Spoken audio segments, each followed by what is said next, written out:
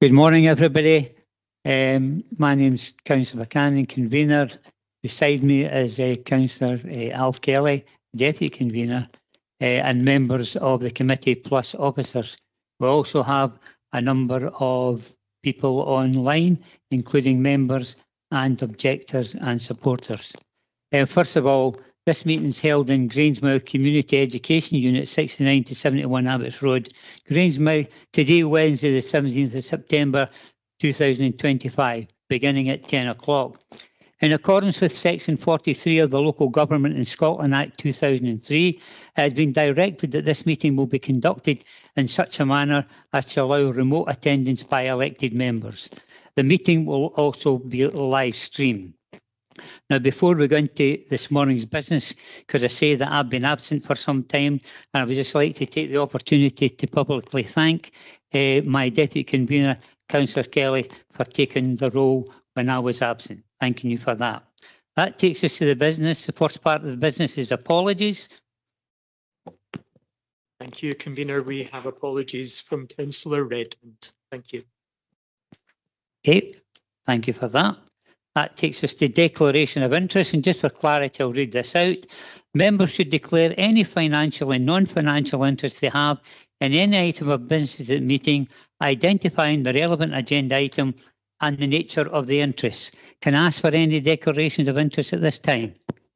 Convener, at the last agenda item 4 and agenda item 5, I recused myself when they came up the last time, so I'll be doing the same this time for the same reason. Thank you.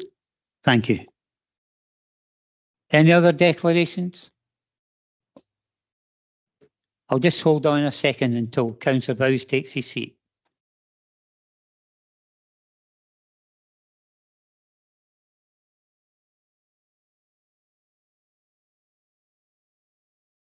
Councillor Bowes, we're just at the issue of item 2, which is declaration of interest, and asking members to declare any financial and non-financial interest they have in any item of business at the meeting, identifying the relevant agenda item and the nature of the interest. Have you any declarations of interest, sir? Thank you, convener, and I do apologise for being late. I know. The items 1 and 2, I had declared an interest in that already and recused myself from that. Fine. Would that be, is it 4 and 5 then really on your agenda paper? I'm looking at the, oh right, sorry, it's 4 and 5 in the agenda paper. 4 and 5. Have you noted that, Sure. Mr. Henderson? Okay, thank you very much for that. Right, thank you.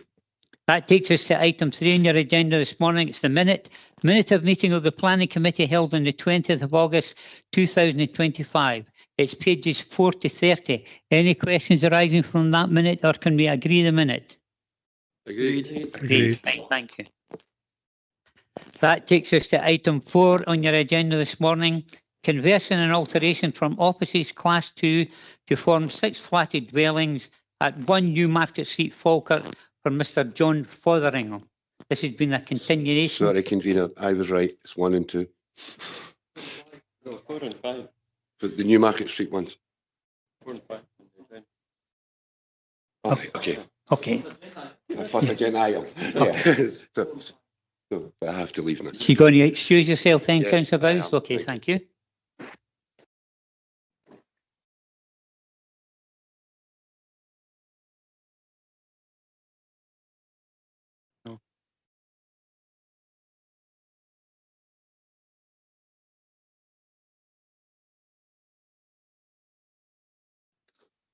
Okay, I'll just restart. We're now on to item 4.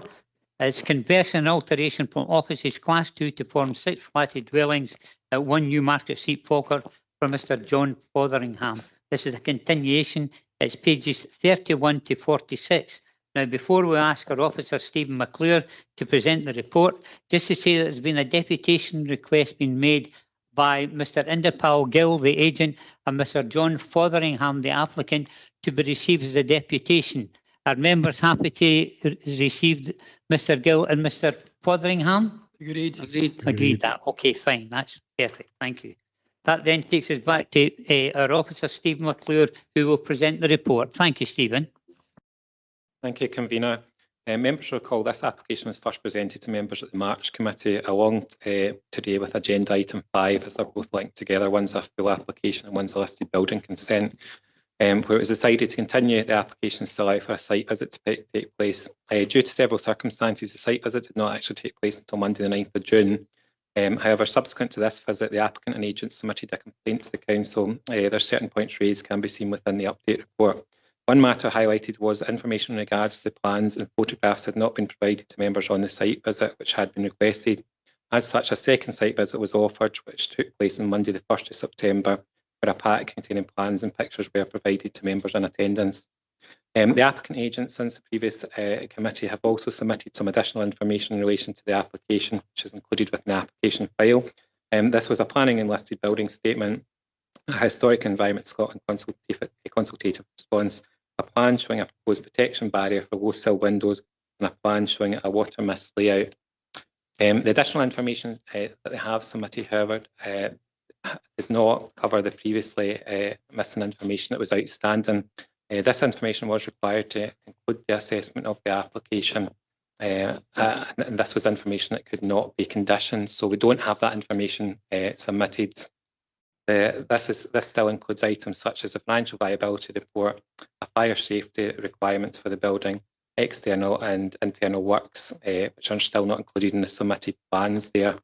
This missing technical information does not allow for the final design to be assessed, nor is there any justification for the 6 units currently proposed. Further to this, we also still have not had any confirmation from the applicant in writing that the works on site have stopped. As members will recall and have seen out on site, there's a large amount of works that have occurred within the property without any permission or consent in place. As this is a listed building, it's also a criminal offence to do so in Scotland. Since previous committee as well, building standards have also been out to visit the building, as there is currently no building warrant in for the application. This is for any of the works that have occurred or proposed at the site. The Building Standards Unit have also asked the applicant if they can stop works on site. Overall, at this stage, we still cannot conclude the application assessment, as we still don't have the information that's required, and this is noted in the submitted reports there. Therefore, the information would also be required for committee has still not been submitted to allow for a full assessment today of the application. Therefore, at the moment, we're still having to recommend a refusal for both applications. Okay, thank you. Thank you very much. Now, before we bring forward Mr. Gill and Mr. Fotheringham, I would just like to ask Mr. Henderson, our legal representative here, just to clarify the position of members in terms of site visits, because there's a number of site visits that are coming forward, and we need to ensure that we have clarity regarding members taking part in the decision-making process. Thank you. Thank you, Convener, and happy to pick up on a good point to raise. A member who hasn't been able to attend a site visit is not automatically precluded from taking part in the decision-making on the application. All members do have the benefit of the officer report, links to the planning online portal where there are drawings and technical detail. Members may indeed be familiar or familiarise themselves with sites, and officers would very often provide plans and visuals at committee. So it's not an automatic inability of a member to take part in decision making if they haven't been able to attend a site visit. Thank you, Convener. Thank you for just clearing that issue up. Thank you. It's an opportunity now for Mr. Indipal Gill, the agent, and Mr. John Fotheringham to take their seat, please.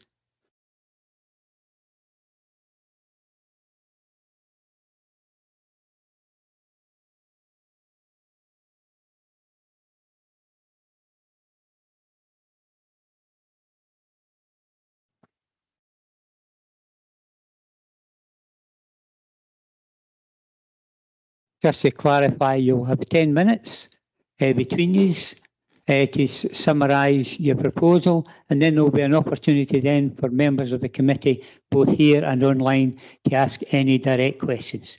So you have 10 minutes starting from now. Thank you. Thank you, Convener. Convener, councillors, thank you for the opportunity to speak. I'm here to ask for you to approve the sensitive conversion of 1 Newmarket Street into 6 well-proportioned flats. The proposal brings a long vacant listed building back into active use, protects the features that matter, and aligns with national and local policy on town centre reuse and conservation-led regeneration.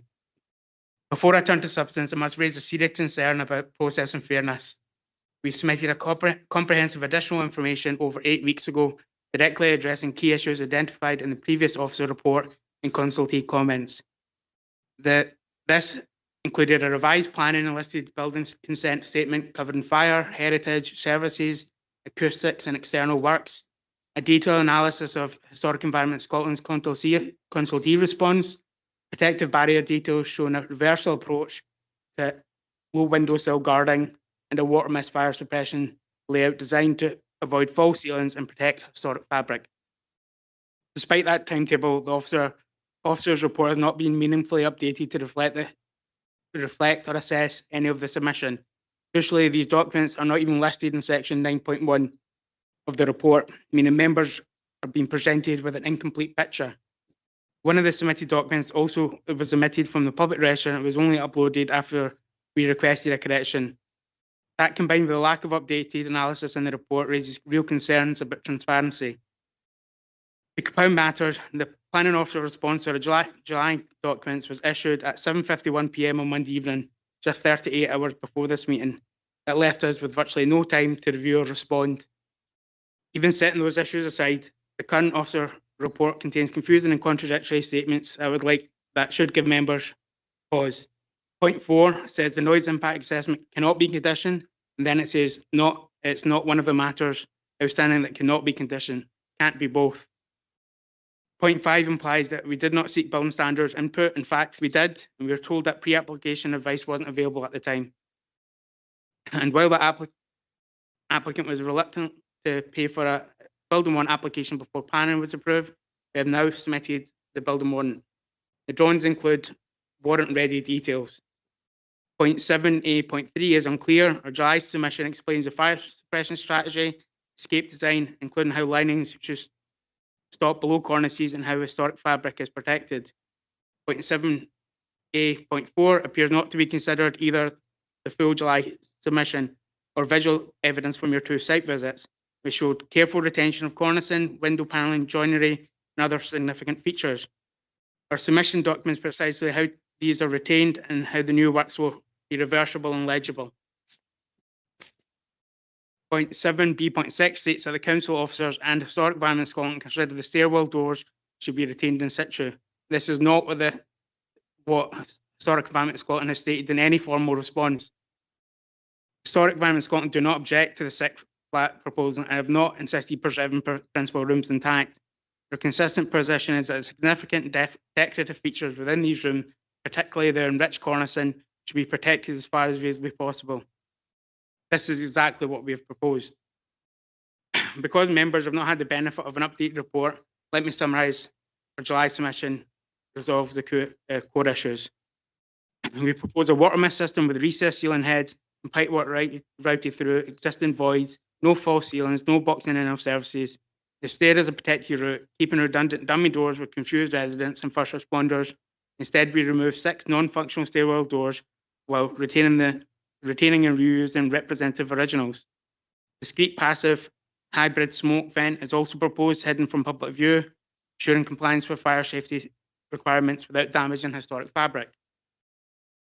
All original sash and case windows are retained and repaired using traditional joinery where improvement is appropriate. We use slim profile heritage double glazing set into original sashes, retaining overload mouldings and preserving sight lines. Where internal window sills are below 800mm, a protective barrier detail uses fully reversible timber guards, fixes secondary timber, no adhesives, no damage to panelling, and removal without trace. All enriched historic cornicing and ceiling roses are retained. New partitions are scribed around the cornice line, and we do not install full cornice on new walls. Downtakings terminate on the new timber non-historic mouldings, ensuring reversibility. This is exactly the approach Historic Environment Scotland and SPAB advocate. Conserve what's significant, avoid conjectural replication, and make new work distinguishable. Original panel doors are retained, repaired and reused wherever possible, including cupboard and secondary openings. Non-original 1980s flush fire doors are removed. Where fire-rated doors are required, such as flat entrances, we retain the compliant leaf, a traditional 4-panel moulding to create adherence while preserving the original fabric elsewhere. Services are concealed within new stud-work or existing voids, no visible trunking, no suspended ceilings. Acoustic separation achieved through floating linings and reversible build-ups. We accept conditions requiring post-completion testing and remedial upgrades if needed, all while protecting lath and plaster ceilings and cornices.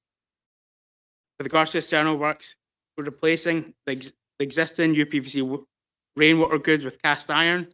We remove dense cementitious pointing and repointing lime. Roofing uses reclaimed slate and traditional zinc/lead. Detailing these measures enhance authenticity and weather performance. With regards to subdivision and significance, this is a significance-led proposal. The feature of greatest value: external architecture, stairwell, window, cornice and joinery, all conserved. Internal partitions rank lower and are treated accordingly. Only 4 rooms are subdivided. Most remain intact. Works are reversible. The proposed 6-flat development layout balances conservation with viability, enables a sensitive restoration without resorting to a more lucrative but harmful bed-sit style 15-flat alternative, which was considered. I would also like to address third-party comments. The objection for the Architectural Heritage Society of Scotland is outdated, predates the July and other submissions. It does not reflect the significant refinements now before you. It should carry limited weight. You have now visited the building twice. You've seen the care taken to retain and enhance original features while sensitively integrating modern requirements. You've seen a respectable, reversible new chapter for the building's history. And crucially, Historic Environment Scotland do not object to 6 flats. They only ask that significant features within the principal rooms are preserved as far as reasonably possible. This is what we have proposed and documented. In closing, I do not ask for a deferral. Deferral would reward incomplete reporting, prolonged vacancy and decay. We are asking you to determine today on the merits and the full evidence before you. If there are any technical points members wish to secure by conditions such as pre-occupation noise impact assessment or acoustic testing, we are happy to accept those. This is a conservation-led, policy-compliant proposal. Restores a landmark, delivers housing and safeguards heritage. It deserves your support. Please approve this application today. Thank you. Thank you. You've still got a few minutes. Do you want to speak, sir? Yes. So you just tell us who you are for the Yes. record? I'm John Fotheringham, the owner of the 2 stories on the building. I've become somewhat confused with the information that's been provided. About 38 hours ago, we received new information from the planning officer, which hasn't been covered in the report. It's not on the online planning portal, and it wasn't in the verbal presentation given by the planning officer. It introduced several new topics to us, some of which were the opposite of what had been called for by the planning officer before. So I'm not sure why that was sent to us, but it hasn't been presented to the committee. And it would appear that I don't really have a chance to rebut these things in the email that was sent 38 hours ago, because I don't know if they're going to be getting presented later on in answers to the committee's question by the planning officer or the conservation officer or not. I would have thought that this information that was provided to us from the planning officer 38 hours ago should have been in front of the committee before now. So that's a bit of a mystery to me, just how to deal with that. But to summarise things, we've dealt with all the physical requirements for the property. Historic Environment Scotland have been out at the request of the planning department, and they have looked at the proposals twice. They visited it, and they say they do not object to the 6-flat arrangement.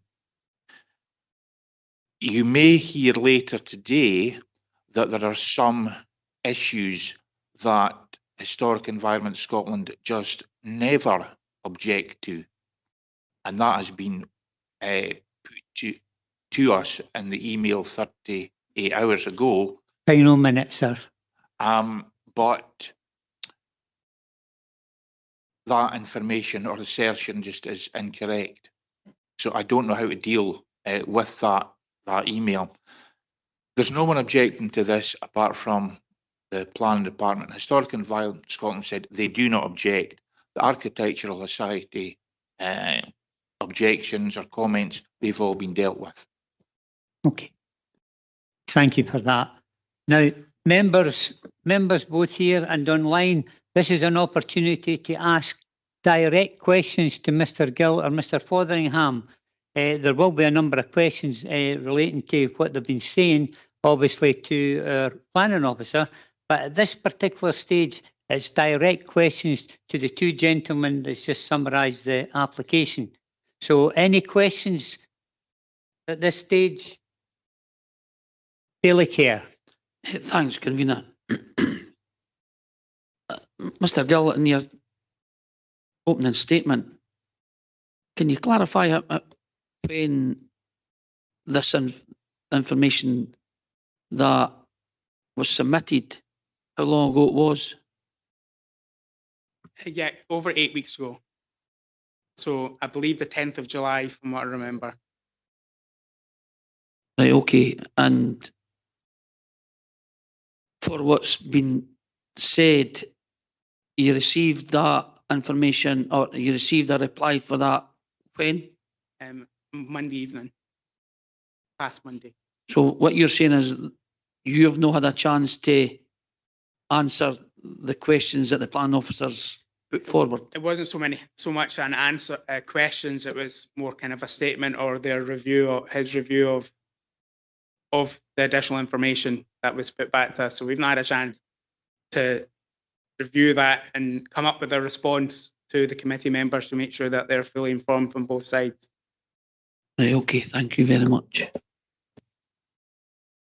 Okay, thank you. Any other questions, Rick? Yes, Councillor Sinclair. Thanks, Convener, and thanks for the presentation here. By that and what you've said, I would take from that the application was incomplete at the time then. I think you'll often find from listed building applications that additional information is often requested, and we have 3 or 4 different instances of submissions in the past. I think the planning department will recognise that often additional information is requested. Each listed building is different, and you'll see from the listed buildings around that area, the level of information provided varies massively in each application.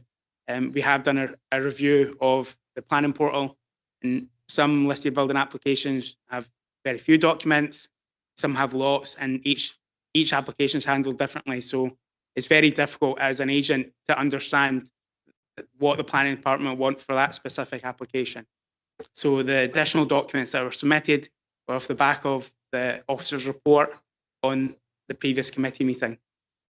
I understand that, and I would take that, but we're all aware of the planning policies that are in place, and well, each application has its own individual merits. Would it not suggest as an agent that you're aware of the type of information that's required, even although each application is different? You would know what information would be required by the planning department, and if there's additional information required, that would be natural. However, it would seem to me what you're saying is that this isn't additional information, it's information that was required at the time of application. I don't think that's fair to say, especially when it comes to a listed building, that an agent will know every single thing the planning officer will ask. And to be perfectly honest, different planning officers will ask for different levels of information, and they'll have a focus on particularly different things, especially with listed building. I don't think that's fair to say. Okay, thank you. Okay, Councillor Forrest. Thanks. I remember the last meeting, which you've just mentioned, and the source of problem there was the lack of information, and we requested it. Was that the one that you finally submitted the answers to on the 10th of July? I believe the additional information covers almost all points raised in the last committee meeting, sans the financial viability study. Almost all. But there is still the conflict here that there is no, as the planning officer says, full information being supplied. 30 hours ago, an email went out to you, obviously, and we don't know what that information was requesting. Yeah, that's correct. So, you know, at the end of the day, we're still in the same situation where we don't know all the information that we've requested from you. I agree, but that's the fact that it's not included. The additional information is not included in this report is not of our doing. Well, you said almost all. We do not on the include 10th of July. We do not include a financial viability study. The applicant was unwilling to share personal financial information, which is understandable. And we believe we've provided significant information. Again, I know you had an issue with the estate agent's valuation, saying that they'd always look for the highest number of flats. It's not the case. We did explore a 15-bed sit style arrangement, which obviously the estate agent would have far preferred. This is, I believe we provided enough information not to require a financial viability study. Excuse me, may I just add to that answer? Regarding the financial viability report, we have, I strongly believe, satisfied all the physical requirements for the property, and it would seem to be some sort of economic question that the planning officer is asking.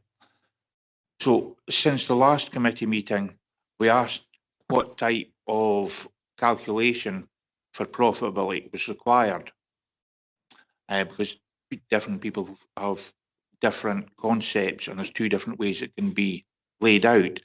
But the answer we got from the planning officer wasn't helpful or coherent. So we asked again for further clarification and what levels of profitability would be acceptable by the council. And the response that I got back was that the council couldn't be responsible for deciding that. So it was like standing on quicksand.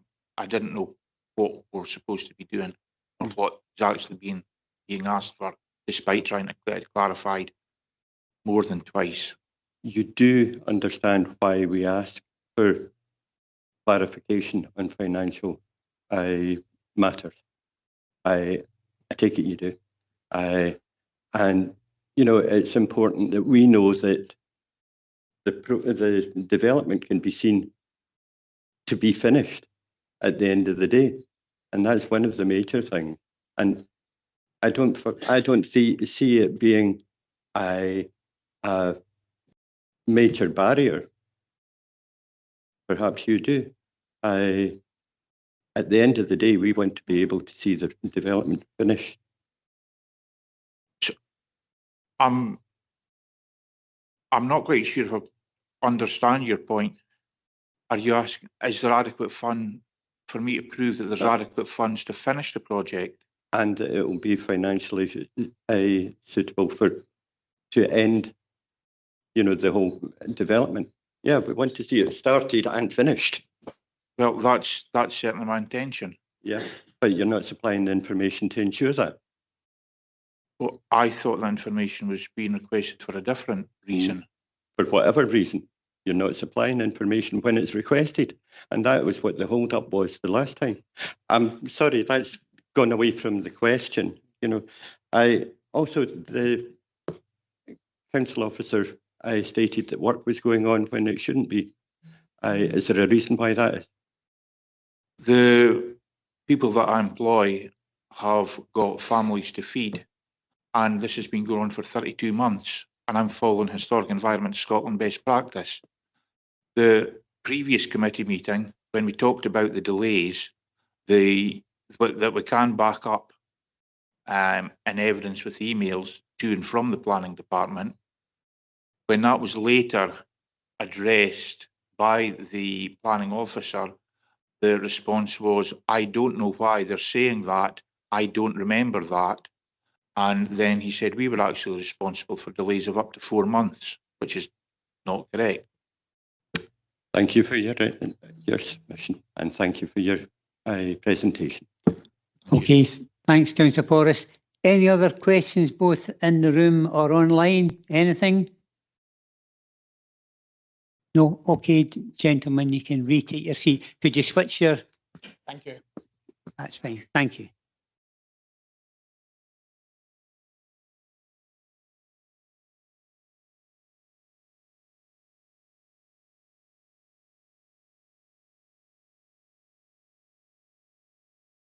Thank you.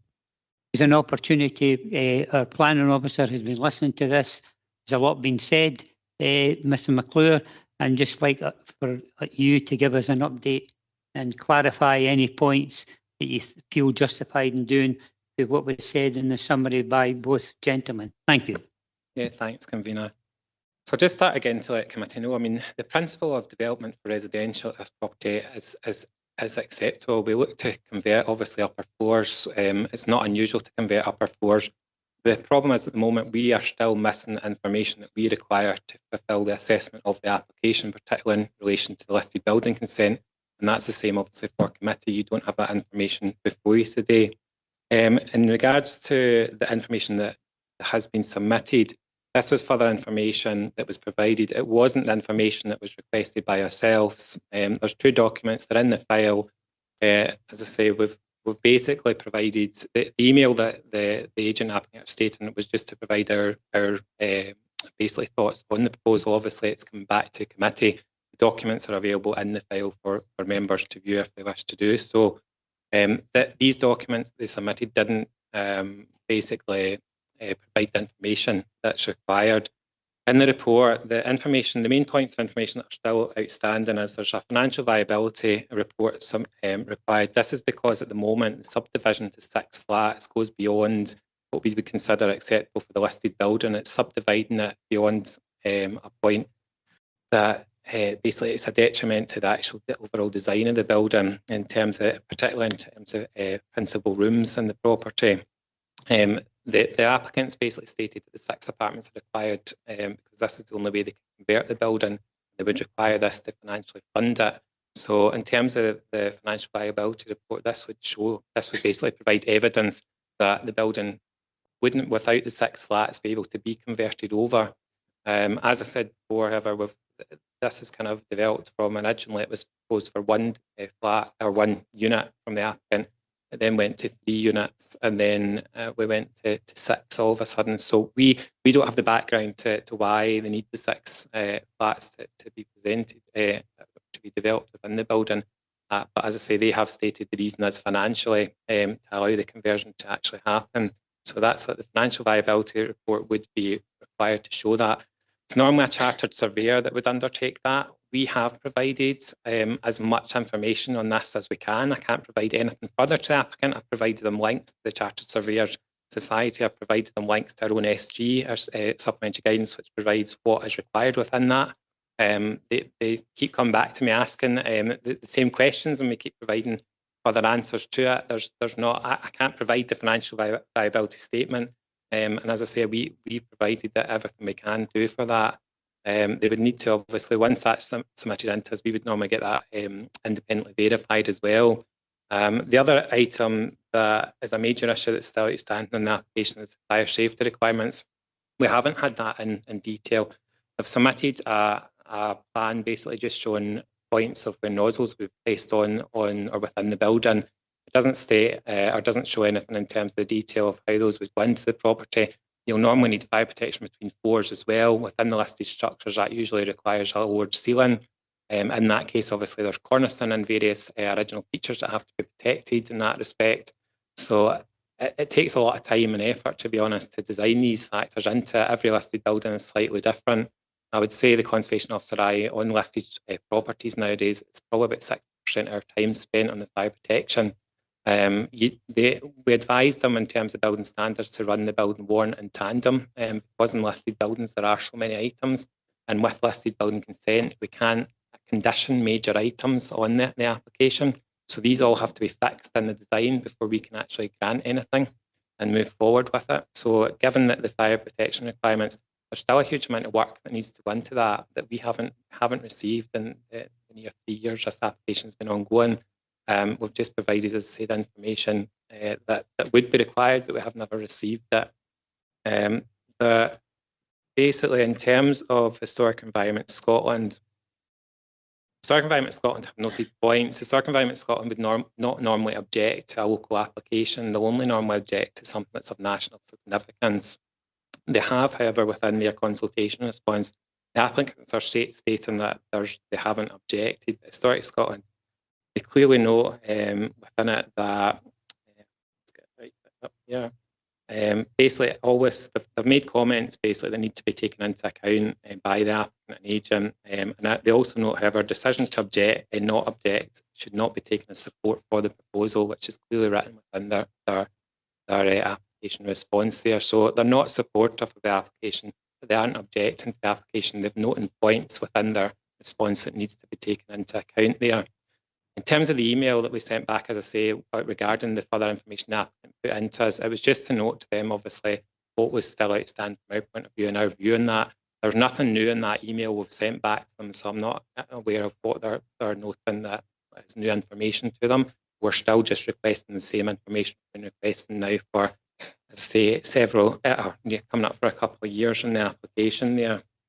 In terms of the original doors, again, the stairwell, we've still not had a design agreement on that. Again, there seems to be, as I say, an issue with keeping doors on the stairwell for those members that have been in. There's a pattern of doorwell or door up the stairwell. In listed buildings, when it forms part of the pattern of the stairwell, they're normally, if they're not required anymore, they're just fixed in position. That's just a standard practice. There's no issue with building standards in that. There's nothing in relation to fire safety in that regard to have that in place there. In terms of conditions, at the moment, as I say, we're not in a position to condition these items that are outstanding because they're major issues. I can only condition minor items on listed building consent. So at the moment, we don't have the information that we need to actually conclude the assessment in the application. It might be that if all this information comes in, I could come back with a different recommendation to committee. It might be we still, for some reason, would recommend refusal, or, as I say, there could be a possibility we'd recommend approval on it. But we don't have this information in to be able to fully assess that there. The applicant, in terms of, as I say,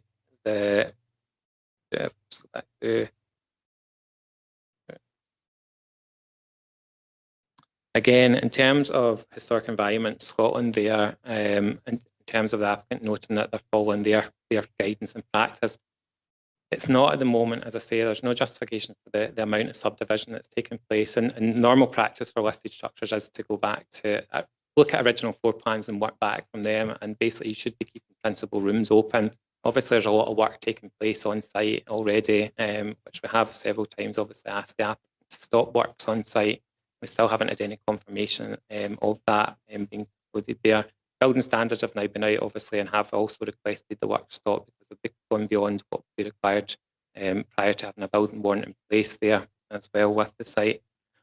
Overall, it's, as I say, this information that's outstanding, it's not allowing us to conclude the application assessment at the moment. And as I say, that without that, we can't condition that. It's basically major works that are still required to be assessed within the building, and it's beyond what we would be able to condition today. Therefore, it doesn't meet the policy and guidance that's outstanding with our own policy and guidance for Public Council and Historic Environment Scotland policy and guidance there. Thank you, Stephen. I think it's frustrating for us as members that have got to take a decision. It seems to be, as Councillor Forrest said, that we're not going anywhere. It seems to be going round in circles, where people are waiting on information and there's no forthcoming. So I'm going to open it up for members. It's direct questions to our planning officer, Mr. McClure.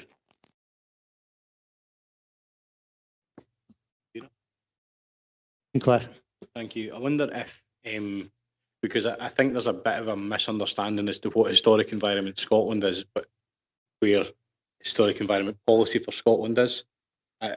Could you maybe explain a bit more about that, expand on what the role of Historic Environment Scotland is with in partnership with the role of the Planning Authority?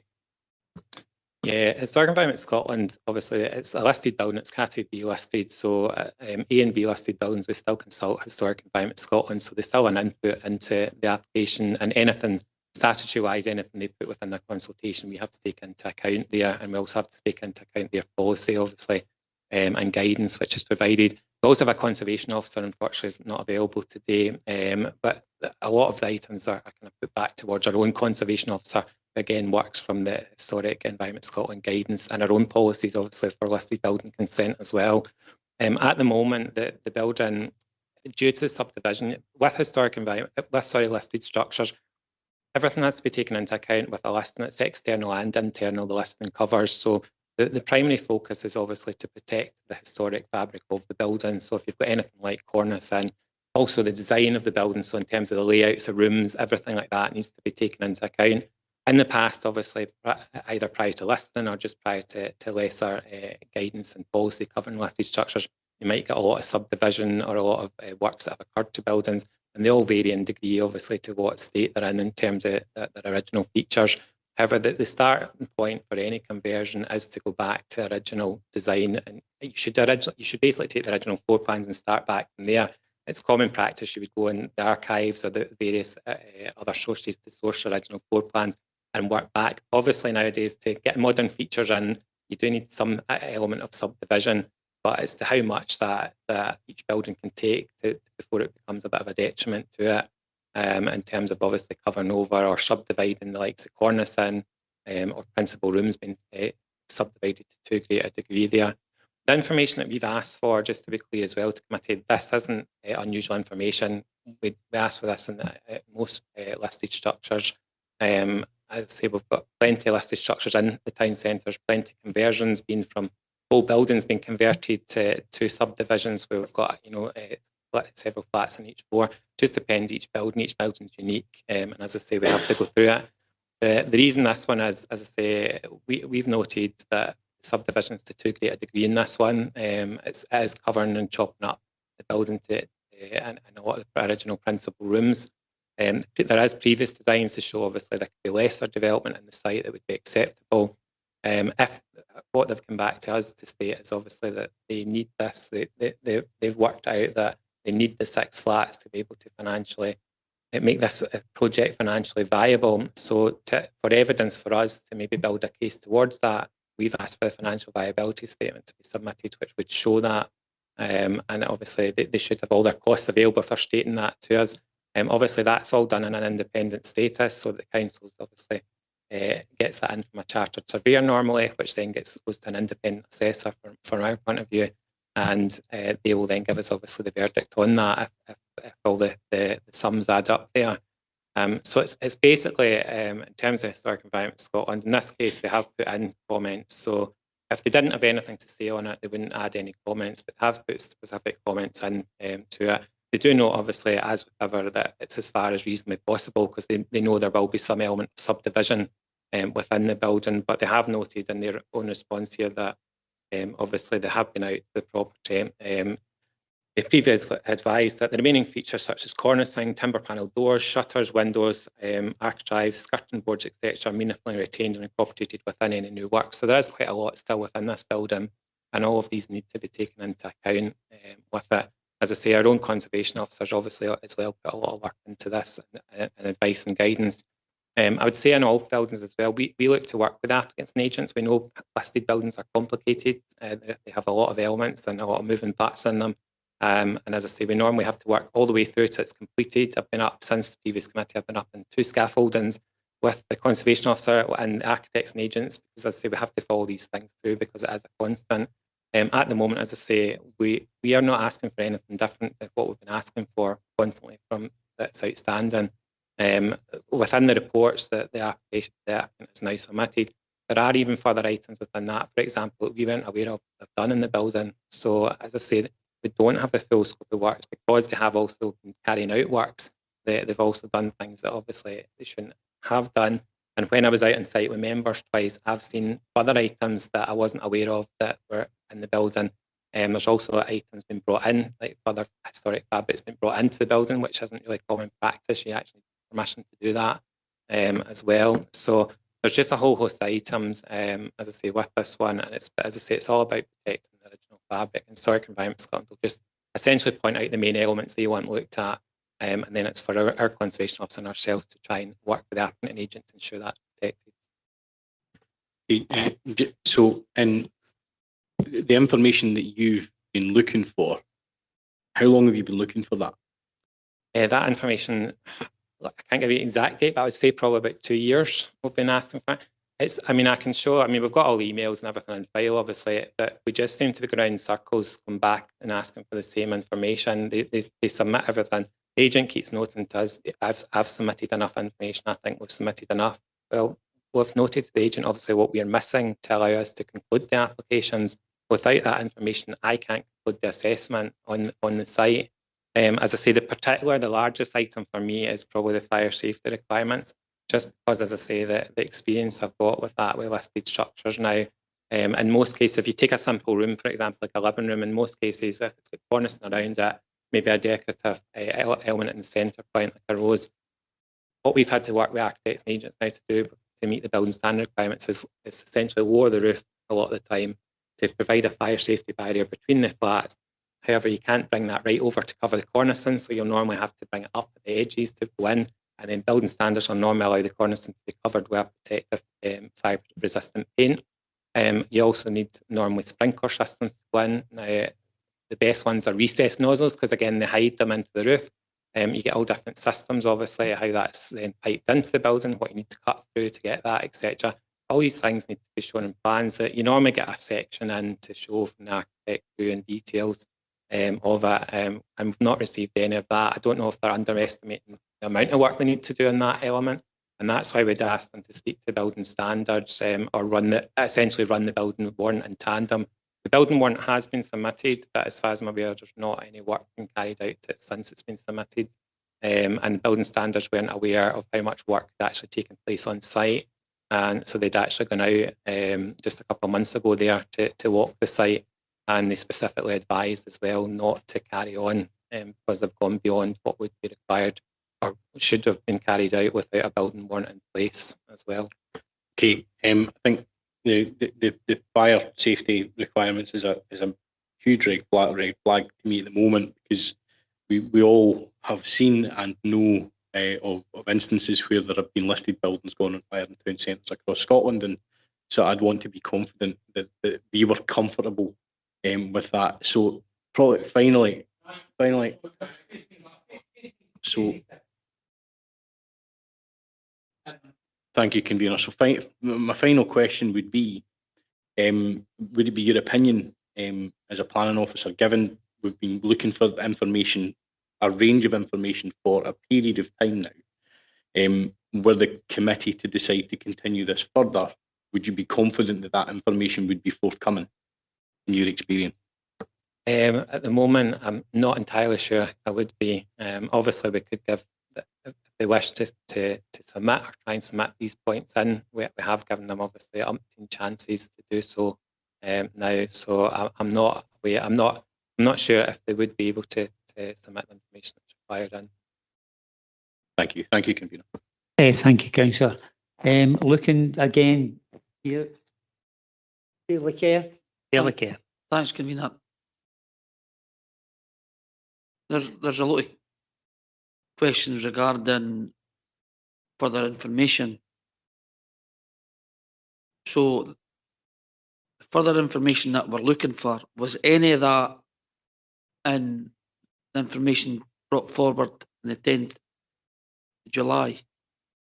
No, there was a very slight element with the fire safety element where they put in a water mist plan, layout plan, which have it, if you wanted to put it on screen, I can show you. It's basically just a plan though with dots marked where a sprinkler head would go and where a pump station would go, but it doesn't show any of the detail further than that. So it's not what's actually been asked for. We've made them aware as I say, in each case of what's been required, we've not just stated, do you require a financial viability report, you require fire safety. We've gone in, provided umpteen times the detail, links, various things of where they can go to get these elements done or find further information or examples, etc. So we've provided a whole host of information. The information that came in didn't look to, or didn't cover what was still outstanding. In regards Was to any of that information relevant to today's report? Can you state? There was, as I say, there was most of it, no, didn't cover what's still outstanding. There's some elements that are repeated in it again, which has already been in to us or what's been submitted to us already. But it was, as I say, there's not for the elements that are outstanding. It doesn't cover that. Probably last point then, Stephen, how many outstanding points is there? The main points, as I say, it would be for us, there's a financial viability statement, fire safety requirements, stairwell door issue, and internal and external works that we're still not fully aware of and covered. There's also a noise impact assessment would still be required. That possibly could be conditioned on it. The reason we usually ask for it up front is because if they need to alter the windows, then obviously they need to be included in the design. Because at the moment, they'll need an acoustic glazing to go in that building to a certain standard to make sure it's suitable for residential accommodation, given the town centre location and also because of what businesses and the likes are around it. Right, okay.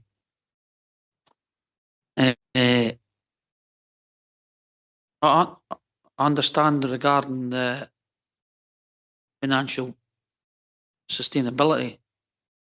This is the second meeting in a row that we've brought this item up, but we didn't bring it up and ask anybody else when they're building a house or building two houses, have you got enough money to finish it? Understand that the conservation and the viability of a building inside the town centre might be different. For me, that's no personally a factor that would sway either way. The other points, I would agree that they need to meet that. And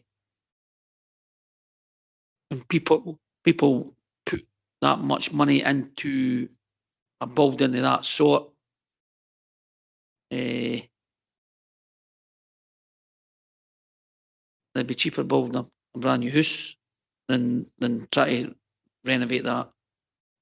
However, I'm not stuck on that. If that's what's required, but I don't think we can come to an answer today when we've not got all the information. I think between yourself and the agent and the applicant, we need to get to a stage where everybody's happy with what's been submitted. The applicant and agent seem to think they have submitted what's required. You're saying they're no. So we need to get a stage where everybody's happy and bring it back to committee, because we're just going round and round and round. To be fair, and I believe our plan officers are quite willing to get housing back into the town centre like we've done previously. Some are more challenging than others, but I wouldn't like to say at this stage refuse when they're so far in front, and if it means to get another 3 or 4 reports that you're happy with, I think that's the road that we need to go down. Thanks, convener. Thank you, sir. I'm looking here online as well. Anybody would like to come in? It's questions directed to our officer. Bailey Kerr, in his summary there, I think has said quite clearly that he would like to give them one further opportunity. Stephen, you gave us and presented a list there, issues that were still outstanding. And I'm going to support Bailey Kerr on this one, because I believe we should give them another opportunity. But to keep it simple, you listed to members there a number of areas that you're still waiting on information from. And what I would be asking is, and I know that they're in the room, is to ensure that if the members agree to a continuation, that they ensure that they discuss the information that's lacking before it ever comes back to us. So if Bailey Care's formally moving continuation, Yes, Convener. I'm quite happy to second that. Mr. Henderson, do you want to come in at this stage? Thank you, Convener. It was just a point of clarity.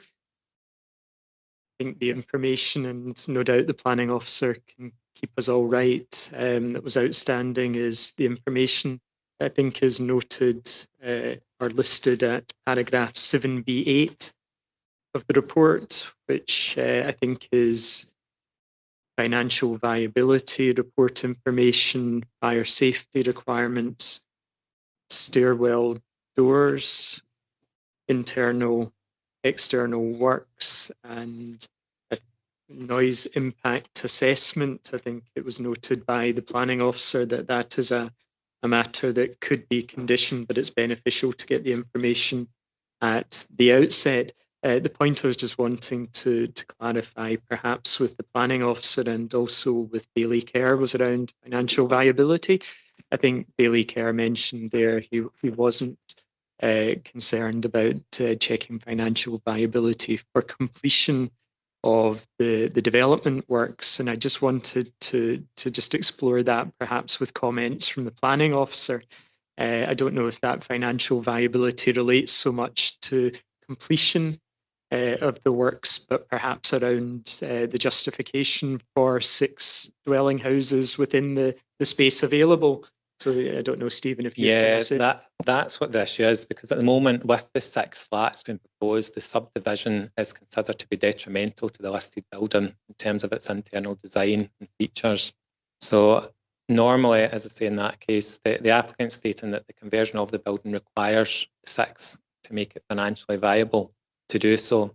So basically we've asked for that information to be included in a financial viability statement, because that would show us that that is correct, that their figures that they've provided, without those 6 units to sell on, they wouldn't be able to convert the building. And in that case, if we get that information and if that's correct, then that would obviously give us some basically support to look to the policy and guidance to maybe look to take 6 apartments forward. If that was the case, if that was seen as the only way to financially support the building, its future there at the moment. So that's really why it says it's not really for him to complete it, it is to do with more with the policy and guidance covering that. And at the moment, as I say, the subdivision has seemed to be detrimental to the overall building in terms of the internals of it. So that would show it. Councillor Sinclair. Thanks, Convener. I think there's a lot within this that really concerns me. The financial viability is an important part, and I think I would agree to an extent with Bailey Kerr that it's perhaps not the point that concerns me the most. The points within the fire safety requirements that's contained within the report at 7B8 suggest certain amounts of information that we don't currently have in place. We do not have that information here. What we do have on the file, which is easily publicly available in the development system, is a map of a room or rooms showing where things would be contained. That's all fair and well. I don't understand what that means, but I also don't understand from this that there would be things contained between the floors. That it doesn't show me that. That's a huge concern for me. But the biggest the phrase within this that concerns me the most, there are works currently also a criminal offence. The works are currently also a criminal offence in Scotland due to the building being listed. That's clearly there in 7B8 of the report. Now, if we don't have all the information available to us, and we've given the applicant and the agent as many chances as they've had over a 2-year period, as we've heard from the planning officer. I am not confident that this information is coming forward. I really am not, and I'm not confident that the committee granting a continuation, that information would come forward to the next meeting, which would give us the confidence and stability to make a decision. So we are, for want of a better phrase, faffing about here, where we really need to be decisive as a committee and make a decision. And for me, I'm moving the officer's recommendation. Give her that. Okay, just to clarify the situation, we've got a motion moved and seconded for a continuation to receive the information that we're all waiting on. We've now got an amendment to agree that officer's recommendation contained within the report by Councillor Sinclair. We've got a second there for Councillor Sinclair. Councillor Forrest. I'll second Councillor Sinclair's amendment. Okay, thank you, sir. Would anybody like to come in this stage before we go to the votes? No? Councillor Flynn. Yes, sir. Yep. Yes, convener. Just a quick thing on the continuation. Would we be able to, it's more a legal question, set a time limit on providing the necessary information? 1 month, 2 months, 3 months, so that for all our purposes, we're able to move this on quickly, because the point is, obviously it's gone on a number of years, and we would all, including the applicant, like this to come to a conclusion of some sort of other. So in my mind, it'd be more sensible to set a time limit on providing the necessary information, subject to obviously how easy it is to procure. Thank you, Councillor Flynn. Mr. Henderson? Thank you. I think with the agreement of the mover and the seconder of the motion, it may be in discussion with the planning officer to see what may be a reasonable timescale to set a time parameter around the provision of the information. Just on one point, I think I mentioned earlier about the financial viability aspect, and I was just wanting to confirm with the mover and seconder of the motion to continue whether financial viability information was information that you would be seeking. I'm happy with Stephen's explanation regarding what he's looking for. Thank you, Bailey Kerr. So that would be inclusive of all of the items at 7B8, paragraph 7B8, and inclusive of financial viability report information, just for the sake of clarity. Thank you. I don't know, Stephen, if you're able to comment on timescales. We'd need to give probably at least a couple of months, maybe with flexibility in it if we need to extend that. That's a lot of information.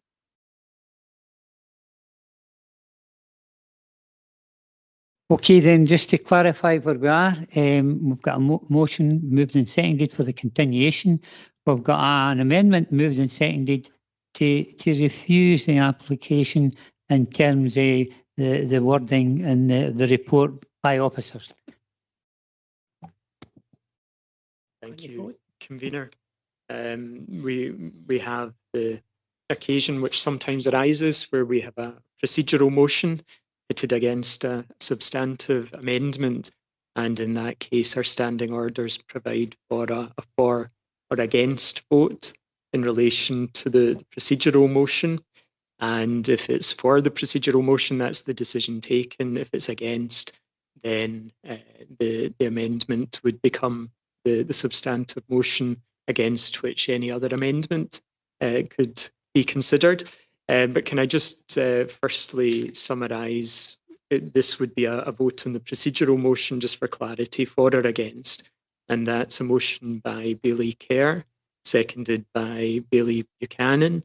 And that would be to continue consideration of the matter to a future meeting of the committee, to allow the planning officers to request required additional information from the applicants, and for the applicants to provide such information, which information relates to the items noted at paragraph 7B8 of the officer report, which is noise impact assessment, financial viability report, fire safety requirements, stairwell doors, and internal external works.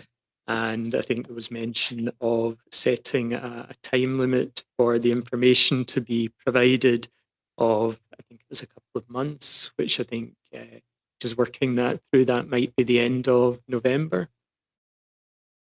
Is that a fair summary of where we were with the motion? So on the basis of a roll call vote, and that is Mr. for... Henderson, sorry, convener, could I clarify then? If the continuation is to the end of November, when would be the following planning committee meeting that this would come back to? Thank you, Councillor Sinclair. There is not a December planning committee. It would be the January planning committee I would anticipate it would come back to. Thank you, Councillor Sorry, Sinclair. Mr. Henderson, may I ask? If we're putting the timescale in, where they've got to give us the information. If that information is not forthcoming, as it has been in the past, will the meeting still go ahead? Thank you. I think that's a very good question. The matter is to be determined by the planning committee. So if the information wasn't forthcoming, then there would be a report back to the January planning committee with the planning officer's views on where matters were standing at that point. So if the information is forthcoming, the report may look different than it might do if the information hasn't been forthcoming. I think the timescale is essentially just to keep feet to the fire and focus people's minds that it doesn't drift indefinitely. Thank you, Councillor. Councillor Forrest. Thank you. So on the basis of a roll call vote, and just to remind members, it's for or against the motion, the procedural motion. First of all, Councillor Anslow, I don't believe is on the meeting, is that correct? Provost Bissett is recused, as is Councillor Bowes. So Bailey Buchanan. For. Councillor Colley. For. Councillor Flynn. For. Councillor Forrest. Against. Councillor Kelly. For. Bailey Kerr. For. Councillor Murtagh. Against. Sorry, can I just clarify, was that? Sorry, against, sorry. Against. Thank you for clarifying. Councillor Murtagh. Councillor Redmond has put in his apologies, and Councillor Sinclair. Against. So we have 5 votes for the procedural motion to continue and 3 votes against, and accordingly the procedural motion to continue is carried. Thank you, Convener. Thank you.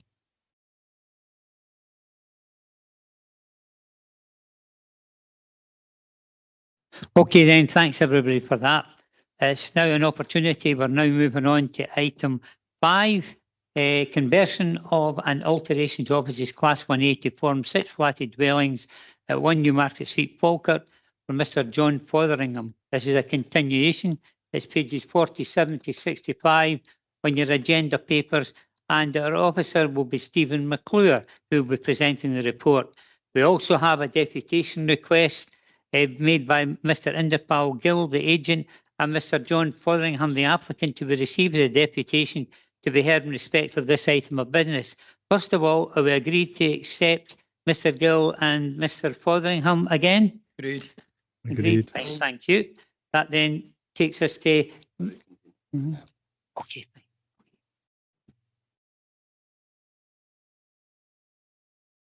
Convener, will this be any different for the last one? Is it the same? It's the same thing. So I didn't see the point in going through the full same thing again when we've already asked for a continuation for for information. Well, the fact of the matter is, I had just clarified before I had brought it forward, but because there's a report on your agenda papers, you've got to follow the correct procedure, and that's including that. But it's up to members if they feel justified and that they don't want to discuss it, any further, and because of the previous, but I'll just clarify with Mr. Henderson that members can do that. Thank you, convener. Yes, I think there is obviously a linkage between the two reports. I think, as you say, the matter is on the agenda today. There has been a request for a deputation by the parties that spoke on the last item, and as with any deputation, it is for the committee to decide whether or not to hear the deputation. Okay, then you've heard the legal situation. Bailey Kerr feels, and Councillor Murtagh, you get your hand up. Thank you. Yeah, in the interest of pragmatism, I was just going to say that I think we should move not to hear the deputation, just to proceed with discussion and motions, and I would then move that we continue.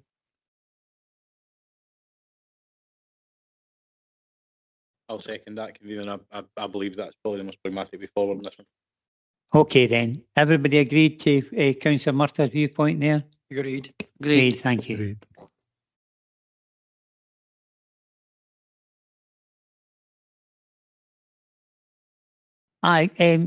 Just to get some clarification on this, Councillor Murtagh, are you quite happy then that we don't hear the report from the officer?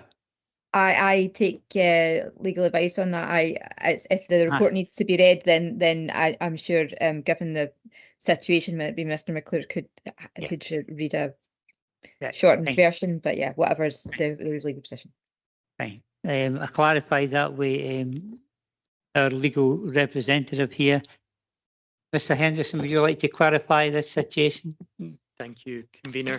There isn't, in the circumstances, if the committee decides that it wishes to continue, as with the previous report, there isn't a requirement for the planning officer to speak to the report. I think what I've noted so far, and I hope this matches Councillor Murtagh's thinking, but I think she moved that the deputation request not be agreed to by the committee. I think the committee agreed not to hear the deputation request. I think also Councillor Murtagh may have mentioned that she would wish to move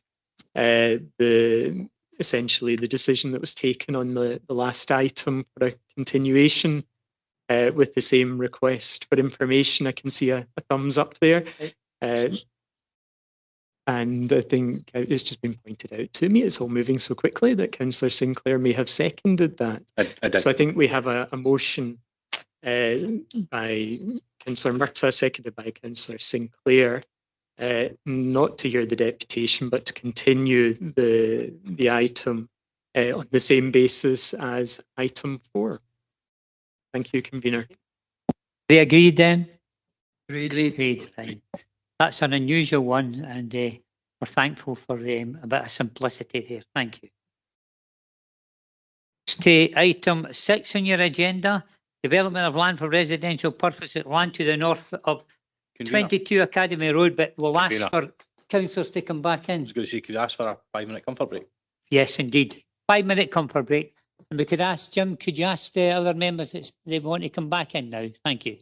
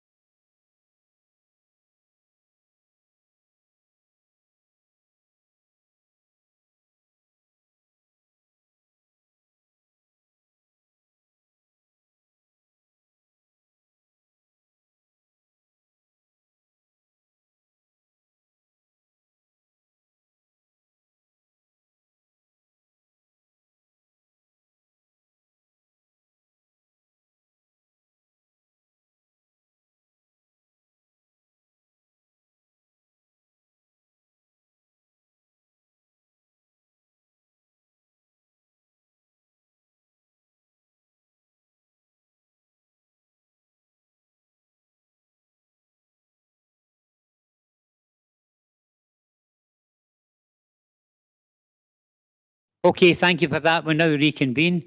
And just to say at this stage that unfortunately one of our members, due to circumstances, has had to leave, Councillor Forrest. Okay then, we're now on to item 6, development of land for residential purposes at land to the north of 22 Academy Road, Gays Road, Bowness, for Miss Lorraine Leavesley. It's a continuation, and our officer Julie Seidel-Gregory will present the report, and it's pages 66 to 81 on your agenda papers. And just to say that an application has been made by Miss Lorraine Leavesley, the applicant, to be received as a deputation to be heard in respect of this item of business. Miss Leavesley is attending remotely. As members agreed to grant Miss Leavesley permission to speak? Agreed? Agreed. Fine, thank you very much. Okay, then I'll pass you over now to Julie Seidel-Gregory, our officer, who will present the report. Thank you, Julie. Thank you, Convener. Carly, if possible, can you show the location plan and the site plan for this application, just as I'm speaking? So this application is for planning permission in principle in relation to the development of land for residential purposes. The application site forms part of a larger area of land which was retained as open space as part of the adjoining residential development to the east, which you can see on the location plan here before you. The indicative site plan, which you'll see in a moment, shows the development of 2 dwelling houses with access taken off Gauze Road to the west of the site. This application was called in for consideration of the Planning Committee by Councillor Aitchison. The application is assessed as being in accordance with the development plan, and the full policy assessment is at section 7A.1 to 7A.16 of the report, which is before you today. The application site is in a compact urban area where the development would encourage local living and would be supported by existing sustainable travel and community services. The site is surrounded by existing housing, and the principle of development in this location is therefore considered acceptable. The detailed design and technical information would be agreed at the matters specified in conditions application stage. The planning history is detailed at section 3.1 of your report. Members will note that there was a previous planning application which was ultimately refused on the basis of impact on a scheduled monument, World Heritage Site and open space. The applicant has now adequately addressed the previous reasons for refusal. This includes a positive response from the Council's archaeologist, which is summarised at section 4.3 of your report, and also Historic Environment Scotland, which is shown at section 4.5. The open space impact is discussed at section 7B.2 of your report, but it is now concluded that the development would not exacerbate a deficiency in open space standards locally. It is recommended that planning in principle be granted, subject to conditions at section 9 of your report. This includes conditions in relation to the detailed design, archaeological investigation, and the future maintenance and landscaping of remaining open space at the site. Thank you. Thank you very much for that. Now it's an opportunity for Miss Leavesley. I think she's attending remotely. Can we maybe get her up? Okay, is that you, Miss Leavesley? Good morning. Thank you for hearing my deputation. Fine, you have got 10 minutes. Thank you. Yeah, that's it. That's okay.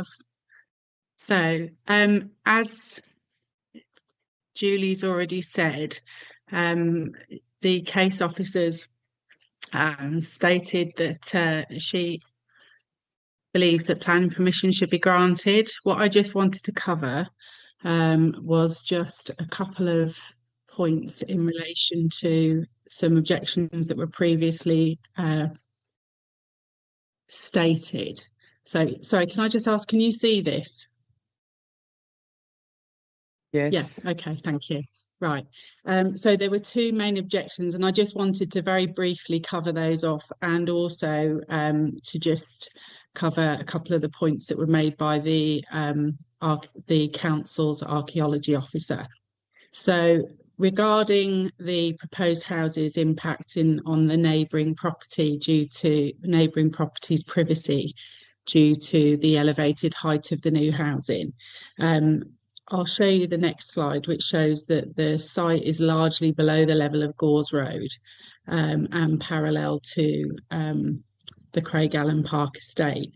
I've actually been in consultation with Historic Scotland for 5 years regarding this site, and have agreed a proposed height or maximum height for the properties. So that should not be an issue. The other point in regard to the impact on the environment, as Julie had shown in the plans there, which is the same one that you've already seen, the area that's highlighted in blue is actually part of a scheduled monument, and that's what I've been in consultation with Historic Scotland for. And part of that, I've actually agreed with Historic Scotland to donate that parcel of land to a wildlife group. So I've been in consultation and talks with the Scottish Wildlife Society to actually donate that parcel of land so it could be transformed into a wildlife meadow. And that will improve the biodiversity in the area. The proposed planning conditions that have been requested by the archaeology officer. I've also been in contact with the previous or former council archaeology officer, Jeff Bailey, who actually assisted me with a previous archaeological dig with permission granted by Historic Scotland to establish exactly where the monument boundaries were. And he actually undertook a written scheme of investigation, having actually conducted investigations of the whole site. So not just the site that's highlighted in blue at the bottom there. The initial archaeological investigations were of the whole site way back in 2022, so that we could establish comprehensively where the actual scheduled monument boundary sat. So the whole site has been subject to an archaeological investigation and a subsequent written scheme of investigations. However, I made him aware of the proposed conditions requested by the council's archaeology officer, and he has agreed to assist with those subject to planning permission being granted. The only ones that he was a little unsure as to whether or not they would be necessary relate to the pollen and peat assessment. And this is based on the actual history of the site. So as somebody who has he has an extensive background in archaeology, he'd actually shown that there wasn't a stratigraphic link between the Lost Valley and the Roman camp, and that there was actually in the mid-19th century, a pit that was located at the head of the valley and a settling pond drained directly into that valley, meaning that the scouring action of the water would have removed any early material of peat and contaminated the area. So that was just something that I wanted to sort of bring to the committee's attention regarding any possible planning conditions that may be requested at a future date. So I didn't want to take up the whole 10 minutes of your time. I appreciate that you're very busy people, and I appreciate the opportunity to make a brief deputation. But what I wanted to just be able to bring to the attention of the committee was that I have worked extensively in partnership with Historic Scotland for the last 5 years before bringing this application to planning. I had worked with them extensively up until the previous planning application, which was a slight breakdown in communication between myself and Historic Scotland, which was quickly rectified. I've also worked extensively in partnership with the former Falkirk Council Archaeological Officer and archaeologist Jeff Bailey. He was, as I said, the person that actually undertook extensive archaeological investigations on the whole site during 2022, 2021, 2022 and into 23. And he will assist me regarding the matters specified in conditions application stage should I be successful going through to planning permission. I have consulted the local community. When I first looked at putting in a planning application, I did contact by letter all of the immediate residents in the area to make them aware of what I'd done and also what I was looking to do. I'm not a developer. I actually originally bought the plot to build a house myself there. I was living nearby with my daughter, who actually was educated in Scotland. I'm half Scottish. I was living in Scotland at the time. Unfortunately, my personal circumstances have significantly changed, and I've had to move back down to England. But there was extensive consultation done. And lastly, as I've said, my plan was to actually give back to the local community by donating the parcel of land that actually the historic monument sits upon, to enhance the local area and improve biodiversity. And again, I've gone to Historic Scotland and made sure that this is something that they are accepted, that they are willing and comfortable with, and they have said that they would absolutely support the opportunity to turn that area into a wild meadow, provided there was no trees planting, which was a previous condition in any case. So just to summarise, as I've said, the case officer has recommended that planning permission be granted, but I just wanted to take this final opportunity to be able to explain that it's been 5 years of work to get to this point, and it has been extensive partnership with Historic Scotland, with local archaeologists, and my plan is to still give back to the community by donating the parcel of land that has the monument on it next to the site that I wish to develop with 2 properties. So thank you. Thank you very much for summarising your application. It's now an opportunity for members both here and online to ask any questions pertinent to this application to the applicant.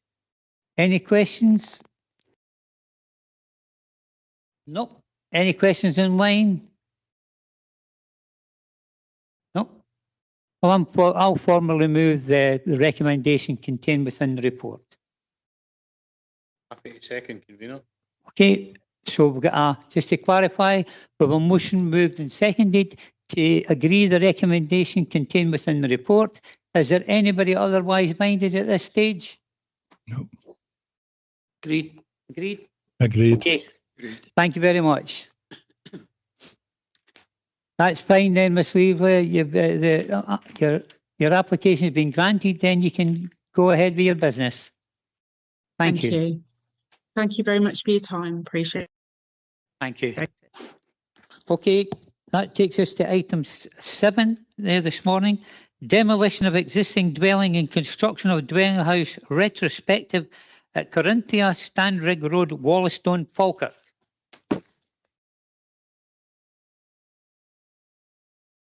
Julie Seidel Gregory will present the report. It's pages 82 to 94.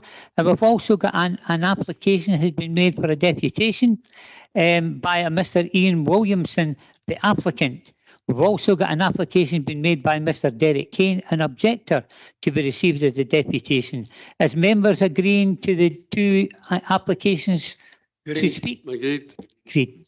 Thank you. Thank you for that. Okay, then, first of all, we'll go back to Julie Seidel Gregory, who will give us the report. Thank you, Julie. Thank you, convener. Carly, if you're able to, could you show all of the plans for this one while I'm giving my presentation? So this application relates to the construction of a detached dwelling house at Standrig Road in Wollaston.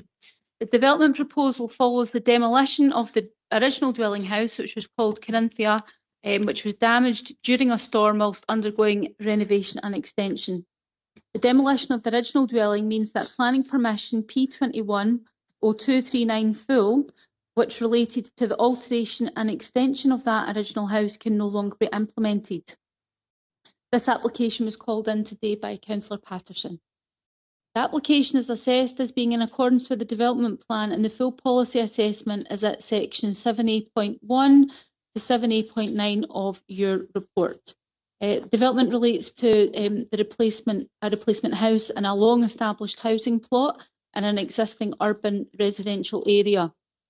The development is supported by policies in relation to the climate crisis, brownfield land, sustainable transportation and local living. And it's considered that this is the type of urban residential development that is supported in principle by the development plan.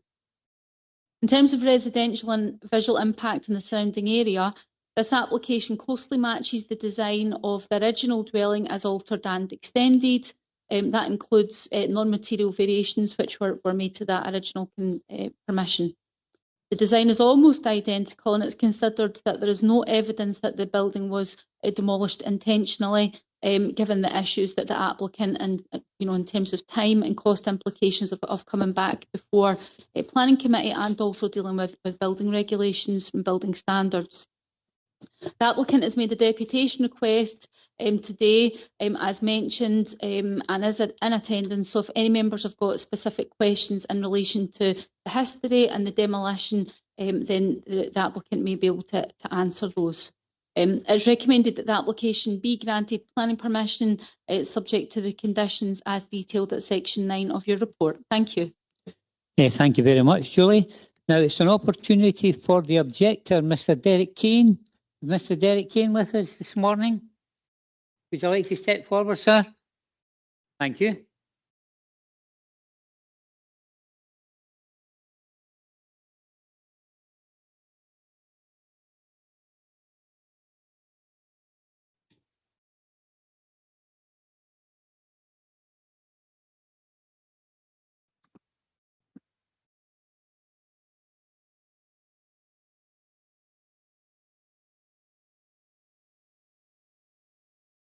Good morning, sir. You've got your red light on, that's good. Have you put your red light on? You'll have 10 minutes starting from when you're ready. Okay, good morning.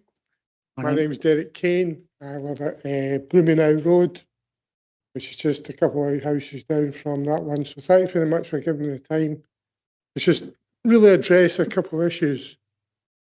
I'm not a builder. I don't have any knowledge of building or any regulation. I'm just looking at it from a neighbour's point of view. So I don't have any inside knowledge as such. What I do have though is something seeing how this house was built in such a way that it's been up for 60 years, the bungalow that's now been replaced. It was, for the last 10 or 12 years, it was unoccupied. And all the storms, and if you know Holliston at all, you know that we get a lot of storms and wind. And that house never fell down. The house fell down because, or possibly because, the work that was done to redesign the house. Now, when one wall fell down, which may have been the storm that night, that's a fair assumption. Within 2 days, the rest of the house was taken apart. And all the material from the house was then put into the footings for the new underground place. So within 2 days, it was all gone. Now that is, in my opinion, somebody usually has or may have the actual material.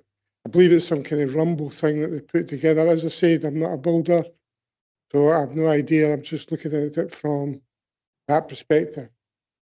And then all of a sudden, the house, which was, in our opinion, too big anyway, suddenly has become bigger and bigger.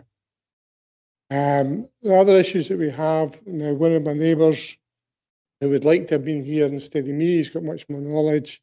He lives right next door. I think some of you went on a site meeting recently. So the house that's right next door to that one, he would like to have come, but work means he couldn't. He may be online listening in, but he's not obviously going to be able to talk in deputy. The other part of it, this house is, I keep hearing it's in subject or it's suitable to everything else that's there. It's not. It's too big. It's a story and a half, which basically means that everybody else has no view anymore. There was always a bungalow in this house, so I understand there should be another house put in it. No objection to that. None of the neighbours have any objection to another house going in. It's a house site. There should be a house in it. But the size of this house, in my opinion, and other neighbours' opinion, is just too big. There's other areas that we're concerned about. Now, nothing may happen with this, but the cladding or the finish of the house, we've asked a couple of times to the builder, or to Mr. Williamson, will this be like living in a caravan site when the rain hits us? He says that he'll be protected because of the insulation. That's good, but we don't know if when the rain hits us outside, which is completely different to all the rendering round about. Again, if you've seen it, you'll know what I mean. And there's also, I don't know why, but there's a big veranda getting built, which has had back and forward to planning committee about 3 times since this started, on top of a huge sun house. It's not needed. But again, that veranda then imposes on next door's privacy. They happen to have 2 young children who play a lot outside, which is one of the advantages of the house. And also there's windows and stuff like that that are imposing over the house. The house, which is a story and a half, and there's no story and a half houses on the bit of Stanley Road. Stanley Road is weird for houses. I've been up there 9-10 years. There's houses way at the back, which are bigger, but they're way off the road. They're way at the back of the land. The bit that we're talking about, 2 houses right in front of it, are all bungalows. They may go into the stairs, but they don't. There's no stories. The one next to it, again, it's been put. You can see right up there, and it's our house and another house. It's just there should be a house there. Don't get me wrong, but it's just why this size? Why this cladding to finish it? Why the veranda? We keep hearing it's because you can put the garage in. Well, garage is a garage. If the house was lower and not so imposing, none of the neighbours would be concerned. But the reality is that it's just, as I say, it's just the person that's got the house, Mr. Williamson at the moment, he will have good views. And he will have excellent views, but he'll stop us having any view. We've got a view from our kitchen, which was one of the reasons that my wife, who unfortunately suffers from arthritis, she basically bought the house for that. There was a bungalow she could see out the kitchen window, and then straight up she could see it. That's a view. Now, and unfortunately, since we bought the house, I've also been diagnosed with Parkinson's. I apologise if you can't hear everything I say. Now, I won't be able to get the view either, because I can't go out as often as I used to and go around the garden. It's just, as I say, it's a house that should be there, but I would ask the committee to think about the size, cladding on the outside, what that's going to cause. It's not the same rendering as everyone else. And there's also a couple of other issues that we've had. It seems to be when the house originally came down, we had to phone the planning committee because the client hadn't phoned the planning officer. She wasn't aware of the house coming down, and she had to go and do it. So it was an accident or storm damage, but he never contacted anybody until we contacted on his behalf, or on our behalf, to be fair. So it's just common sense seems to have disappeared with this house. It's like, I want a house here, I'm going to get whatever I want. And we're saying, yes, you should have a house, but have some consideration for the neighbours that are next to it. And you've also got the situation, although I think the council has looked at that in the Falkirk roads, about not being able to reverse out the drive, and the house will get in the road and could cause an accident. I think they've done the research on that. I may be wrong, but I think they have, and according to this, and that won't be there. So it's not anything to do with building regulations, although there may be some of that infringed. I think my neighbour, Blair McCluskey, sent an email to Julie recently. I don't know enough about that to comment. I don't know enough about building warranties, LP29 pool plans and all that stuff. I'm just looking at basically from how it infringes on me and neighbours and across the road. And it just seems to be, can we not have something that's a bit more blends in, i.e. different rendering, a bit smaller, no need for this veranda. It's just instructing. And if any of you have looked at the house, would you want, because where you seen that house on the site visit, that's just the one story. There's another story to go on top of that. I mean, so it's big enough looking at the scaffolding at the moment. There's another half a story to go above. No, it's fine. Thank you very much for your summary. It's now an opportunity for members both here and online to ask any questions about Mr. Kane, the objector. Any questions coming? Mr. Kane? None? None online? None here. Okay, sir, you can retake your seat. No, thank you very much, sir, for your summary.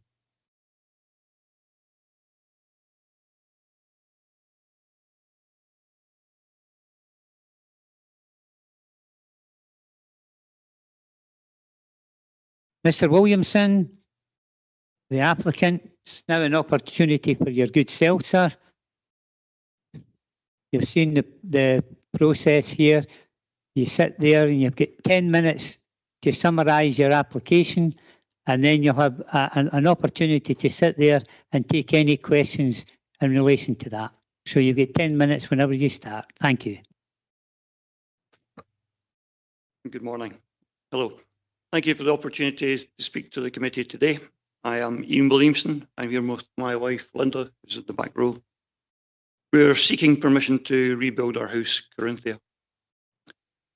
Our application is defined as a new build, but it's also an amendment to the house we started building last October. The short version of why this new application is necessary relates to the significant structural safety issues with the 78 metre square of masonry walls that we were retaining. Those only became evident in March when the west gable, as Mr. Kane commented on, was blown over. It's interesting that the west gable, it never blew over during Storm Erwin, which happened early in March. It happened 2 weeks later when there were gales, as Mr. Kane commented on. Winds are quite prevalent in Wollaston, its elevation on the ridge. So it was a surprise that the gable came down. There hadn't been any work done that would have destabilised the house. It came down because of the condition of the wall. It became clear that the masonry was unsafe condition generally, and those safety issues with the associated risk of injury as work would have progressed led me to make a difficult decision to dismantle the masonry walls down to the DPC level. This was in order that we could add a safe structure in order to continue the build of the house. What we're proposing to do is to finish the house as it was previously approved. So exactly the same size. There's a small amendment to the width of the sunroom at the back of the house, 300 millimetres, I think it is. The same finishes, which are all subject to approval with planning. The same windows and doors in the same positions, built on the same existing foundations of Corinthia. During your site visit, you have noted the concrete slab, all the services, including full new drainage system, and some of the steelwork are installed. Also on site are all of the recovered and denailed timber joists and rafters from the original building, stacked by size, ready for reuse. The idea has always been to reuse the materials, the timber that was taken out of the house. Off-site, we have £60,000 worth of materials in storage. Those materials were ordered back in January and February, before it became evident that there was the structural issues with the house. Those materials include bespoke passive house windows and doors from Germany and wood fibre insulation for the natural insulation boards, and they came from Poland. My ambition is that upon completion, Corinthia achieves Scottish gold standard for sustainability. When completed, Corinthia will be a local exemplar of highly sustainable, low energy, environmentally sound construction with extensive use of natural insulation.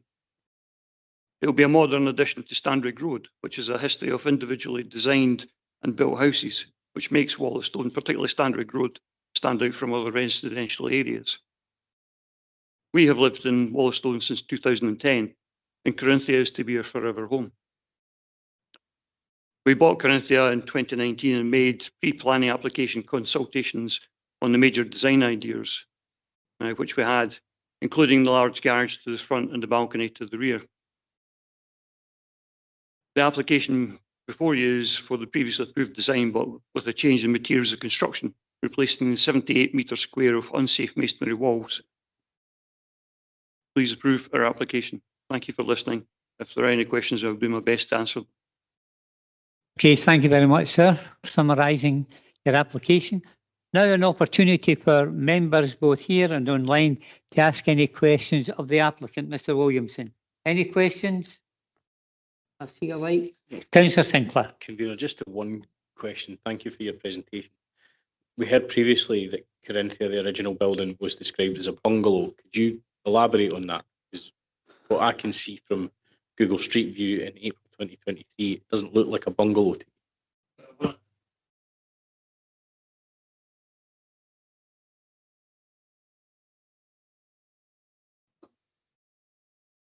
My apologies. Aye. My apologies. You're correct, Councillor Sinclair. The Corinthia is a 1.5 storey, or was a 1.5 storey, dormer bungalow, not dormer bungalow, but a 1.5 storey bungalow. And our ambition was to have a house that reflected what we value in a property. So we've lived in Wollaston for 19 years, or 16 years or thereabouts, and actually value the outdoor space and being outside. That's the reason for the balcony at the back of the house, the roof terrace. I know you haven't asked that question, but the roof terrace at the back is actually because the house is designed as an upside down arrangement. The upside down arrangement. That's fine, Mr. Williamson. Sorry. You answered the question that Councillor Sinclair had asked. Any other question, Councillor Sinclair? Not at this time. Okay. I'm looking for questions to the applicant, Mr. Williamson. None here. Any online? No. Can't see anybody. Okay then, sir, you can take your seat. Thank you.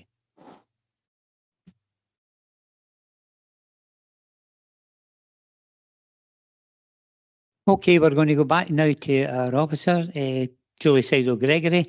You heard the comments from the objector and the comments from the applicant. Have you any views on what was being stated? Thank you, Convener. Just to agree with the applicant and reflect back to the question there, the original house was what we would describe as a 1.5 storey.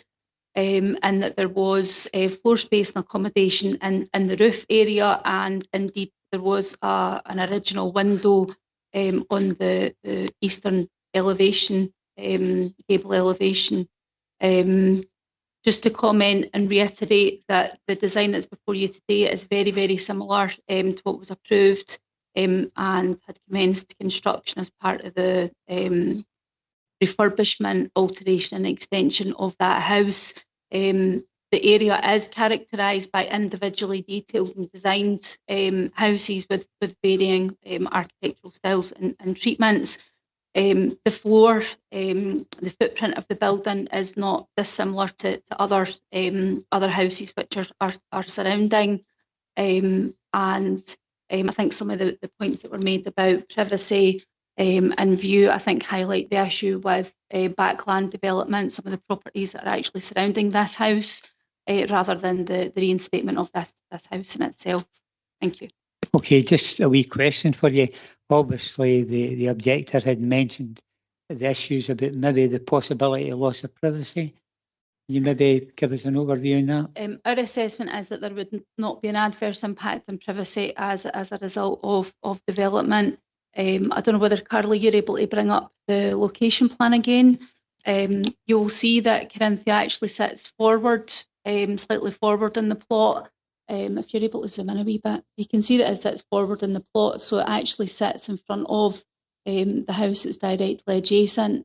The terrace to the rear, which has been commented on, is completely enclosed, so it would be for the applicant's use, where he would receive sunlight and basically, you know, it would be roofless, but there would not be any views out from that terrace, particularly to the east. There is a proposed gable window, however, that's overlooking the front garden of that property, and that matches obviously what was in the original dwelling house. So it's our view that there would not be a significant impact. Okay, thank you for that. Councillor Kelly. The objector mentioned the difference in finish between this new house and the other houses. Is there a difference? So I don't know, Carla, if you're able to bring up the elevations. So the original house, Corinthia, was just a sort of standard rendered finish with a tiled roof. What is proposed is not unusual. So the roof treatment is just a Marley Edmure roof tile. And the wall or elevational treatments, as you can see there, is timber, aluminium clad over small areas. There are larger areas of high performance render, and then there is areas of brick. So in my view, these are not unusual materials in any way. Okay, thanks, Julie. Any other questions at this stage? None? Okay, well, I'm once again, I'm happy to move formally the recommendation contained within the report. Happy to second. Second. Now, that just to clarify, we have a motion moved by myself, seconded by a Deputy Convener, Councillor Kelly, to agree the recommendation contained within the report. Is anybody otherwise minded? No? Online? No? No. Okay then, thank you. Yeah.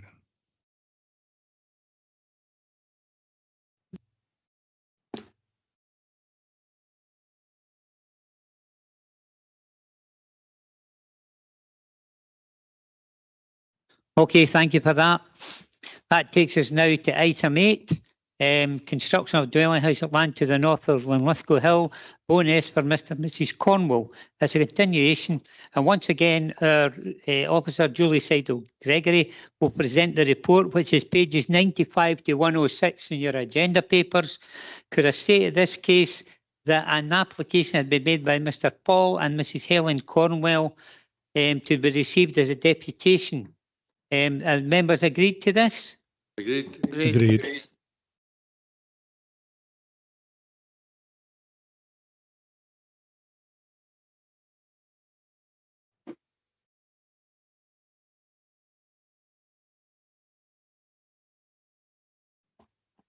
There's also a deputation being made by Mr. Pete Cowan, Managing Secretary of the West Lothian Golf Club, to be received as a deputation to be heard in respect of this item of business, and intends to share slides on screen.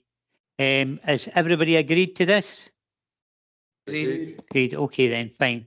So we'll start off with our officer, Julie Seidel-Gregory, to present the report. Thank you, Julie. Thank you, Convener. Carla, if possible, can we show the site plan for this application? So this application relates to planning permission in principle for residential development at West Lothian Golf Club. The application site is a roughly triangular area of green space which extends to 1.36 hectares. It's bounded to the west by the A706 and an adopted local access road to the south. The site is bounded by trees and hedge with open rough grassland to the centre, although at the time of our site visit it was fairly overgrown, which is typical at this time of year. The application site is within the Greenbelt and a local landscape area at the southern approach to Bowness from Linlithgow. The indicative plans show development of a detached dwelling house and an outbuilding.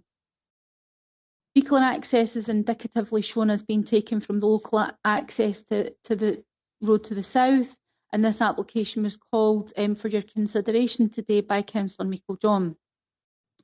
The policy assessment is at section 7A.1 to 16 of your report. The proposal is in a rural location where it does not meet any of the circumstances where housing development in the countryside or the Greenbelt is supported. The site has poor access to sustainable transportation and community services and would be remote from the site. The development would adversely impact the Greenbelt and the local landscape area. The consultation responses are detailed at section 4 of your report. Members should specifically note that the Roads Development Unit are raising road safety concerns about this application. The application is recommended for refusal as detailed at section 9 of your report. Thank you. Thank you very much, Julie. It's now an opportunity for Mr. Pete Cowan, the Managing Secretary of the West Lothian Golf Club. Is he online or is he in the building? He's online. Okay, sir. Hi, good afternoon. I'm Pete Cowan, the Managing Secretary of the West Lothian Golf Club.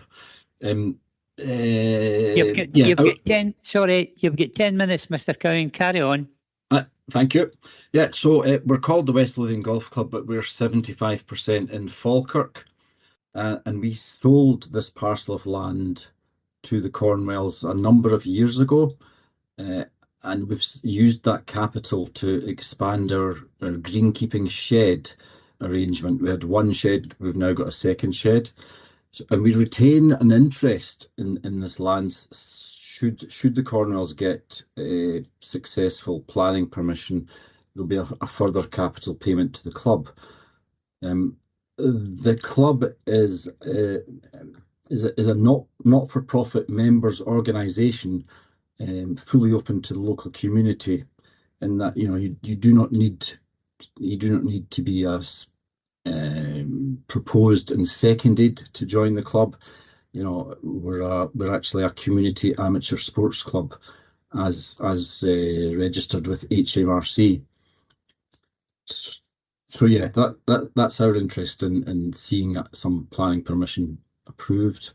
The land is completely unused. We've never used it as the golf course. It sits adjacent to our 10th hole, fully surrounded by forestry, which yeah. So that's that first slide, and then yeah. So the second slide is that yeah, we're a community amateur sports club. We're very active in getting more women into golf. We've got our golf professional going around schools to engage junior development, which is free of charge. And being not for profit, any funds that come from this land will potentially support employment and create new employment opportunities. Yeah. Sorry, sir, we're having trouble seeing any of your slides here. All right. Okay. I can see it. I don't know what I can do to share that. Share. We can see them online. I don't know if you're having trouble in the room, but we can see them online. You can see them online. Well, we can't see them. You can see them right at the bottom there. Can I just confirm? Is it just one slide? It's two slides. It's just two. We're on the second. I can see the second slide, which is basically, it's just the words that I'm. It's just words. Okay. It's just okay. What We've I'm saying. Got that up. It's just so. I know when some people hear of golf club, they think of private, secluded, nothing to do with me. But we feel we are fully part of the community and open to the community. And so then my point is that funds from selling land and planning permission on that land is in support of the community golf club. Okay. And so, if any questions on that? Okay, thank you very much for that, sir. Okay, then, any questions directed to Mr. Cowan in relation to his submission? I think you simplified it. I think you simplified it by stating quite clearly that the benefit to the club would be some financial gain if this application was granted. That's what you're saying in reality. Yes. Okay. Right, fine. Thank you very much for that. So there are no questions. Okay, thank you. That's now an opportunity then for Mr. Paul and Mrs. Helen Cornwell to come forward. Do you believe you there? Yep.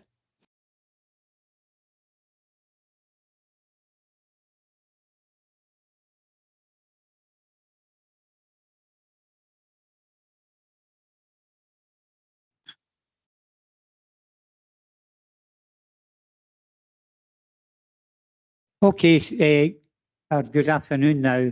You've obviously been here, you've seen what's been happening for anybody that's coming forward. You've got 10 minutes to submit between the 2 years, then there'll be an opportunity for members to ask any questions. Okay, so you have 10 minutes starting from whenever. Okay. Okay. Thank you so much. Thank you for your time this afternoon. I was going to say this morning, so thank you for clarifying.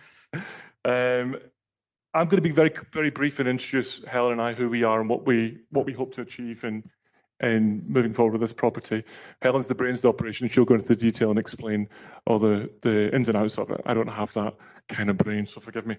But this is Helen. I'm Paul. I'm a television producer. Helen's a graphic designer. We have 2 young daughters, Bonnie and Andy. I'm from Lanarkshire. Helen's family are from East Lothian, but she grew up in Hong Kong, so please forgive the accent.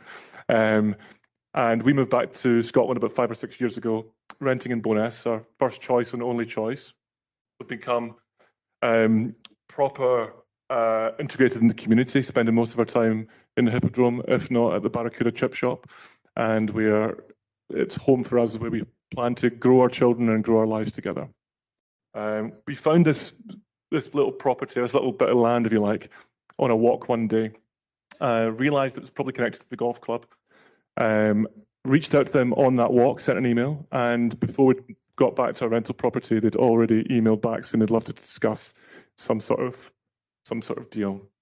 And we put a deal in place, which the intention was to convince the golf club that we weren't a flash in the pan coming along trying to flip some property and make some money. The idea was that we wanted to let them realise we were committed to the community, committed to the area, committed to them, which is why we're tied to them for the next 25 years. I think that roughly explains who we are and what we're all about. As I say, here's the brains. This is Helen. Thank you. Thank you. Could we move to the next slide, please? Thank you. Right, so just a little introduction, and forgive my voice, I'm recovering from a bit of a sinus infection. So this proposal is for a single modest family home. It's not a development and it's not speculative. It's less than a 15-minute walk from Bo'ness with direct access to shops, our GP, post office, parks and daily services. There's a public bus stop directly beside the site boundary with regular services to schools, the train station and nearby towns. The site is better connected than many rural locations and offers realistic, active travel choices. When we bought the land, we paid £50,000 directly to West Lothian Golf Club, giving them immediate support for their community sport and social hub. If approved, they will receive a further £50,000 and a legally binding share of any future sale profit for the next 25 years. A secure, long-term local benefit in line with NPF4's aims for community wealth building. The land is physically constrained by underground utilities and historic mine workings, making further development impossible. That means around 98.5% of the land will remain open and remain as green space, restored with biodiversity improvements. So this is not just about one home, it is about delivering a sustainable, well-connected place to live while locking in lasting benefits for the local community. And next slide, please. So looking at placemaking, sustainability and the green belt, the refusal suggested that the proposal does not promote successful placemaking or sustainability. In fact, it sits just 0.9 miles from Bo'ness and 1.5 miles from Linlithgow, within walking and public transport reach of 2 towns with full services. It is not isolated and not suburban sprawl. Instead, it is an edge of town site that functions more like an urban fringe location than open countryside. The land is physically undevelopable beyond this single home, protecting the countryside character permanently. We will replace the former turf nursery with a biodiverse habitat, enhancing the green belt's quality rather than eroding it. Under a flexible reading, these factors, which include unique site constraints, biodiversity gain, climate benefits, and secure community wealth building, amounts to an exceptional circumstance within the spirit of policies 8 and 14. And next. NPF 4 Policy 17 lists specific circumstances for rural homes. We know that this proposal does not match the literal text of this policy. It is not for a rural worker, a replacement home, or part of a cluster. However, Policy 17's wider aim is clear: to enable low-impact, sustainable rural living that supports local services and placemaking. Our home does exactly that. It's well-connected, modest in scale, and permanently limited to one dwelling. This is the kind of proportionate, sustainable home Policy 17 was designed to encourage, and its location design and environmental measures deliver that intent in full. So looking at tackling climate and nature crises, the home would be energy efficient and renewable ready. Beyond the building itself, the sites will deliver a net biodiversity gain, wildflower meadows, orchard planting, and a pond for pollinators, amphibians, and native species. 98.5% of the site would remain green, actively managed for biodiversity and climate resilience. This approach directly supports NPF 4's headline priorities on climate change and nature recovery. The adjacent bus stop eliminates the need for daily school car runs, cutting transport emissions. This is a practical, place-based contribution to national climate objectives. Moving on to access and transport. The refusal actually contained an error, which we just think is a simple oversight. It was remarked in the report that there's no bus stop nearby. There's actually one directly on the site, both across from the site and actually on the border itself. It offers 6-day-a-week services to the town centre, schools, train station, and other settlements. It is also possible to walk directly into town within 14 minutes. We did this ourselves, tested it there and back on a hot day in bad shoes. And so we believe this home fully meets NPF 4's 20-minute neighbourhood principle. More than 80% of routine trips can be made on foot, by bike, or by public transport, reducing car dependency in a way that many allocated sites cannot. Also, just like to bring your attention to a development that is going on very close by to our site. So on that drawing up there on the top right, that small blue circle is our site, and the area marked in red is the H55 site that is already, we believe, starting development around this time. It sits just over 300 meters from our site, and they're looking at building, I think, 226 homes, along with potential provision for a shop, cafe or restaurant, new parks, active travel links, and other facilities. We fully acknowledge that this would have been approved under previous planning framework before NPF 4 came into force, but the council's justification for supporting it still matters. It's walkable and cyclable to Bowness Town. It's served by direct bus routes. It's integrated into the green network, and it's a contributor to the 20-minute neighbourhood principle. Those are exactly the same locational and sustainability characteristics as our site today. The point is not that we seek to mirror H55's allocation, but the council has already recognised the value of accessibility, connectivity, and integration with Bowness. And on to the community benefit, as you've heard from Pete already, when we bought the land, we paid £50,000 directly to the club, which gave them immediate support. And this was actually during COVID as well, so it was greatly needed. If approved, they'll receive another £50,000, and we've also worked with them to develop a contract and a deal where, if for any reason, as Paul said, we have no intention of building a house and selling it for profit and moving on. This is our long-term family plan. However, circumstances change sometimes, and should that happen, and should we have a house that we need to sell, the golf club will receive a share of that profit. And we've made sure that we put that in place at our request to make sure that they knew we were committed to the community. The club itself provides affordable sport, youth coaching, jobs, and a valued social hub.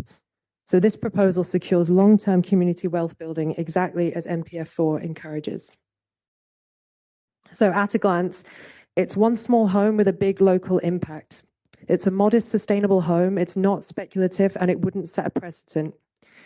It meets the intent of Policy 17 and supports NPF 4 goals on climate, biodiversity, placemaking, and community wealth building.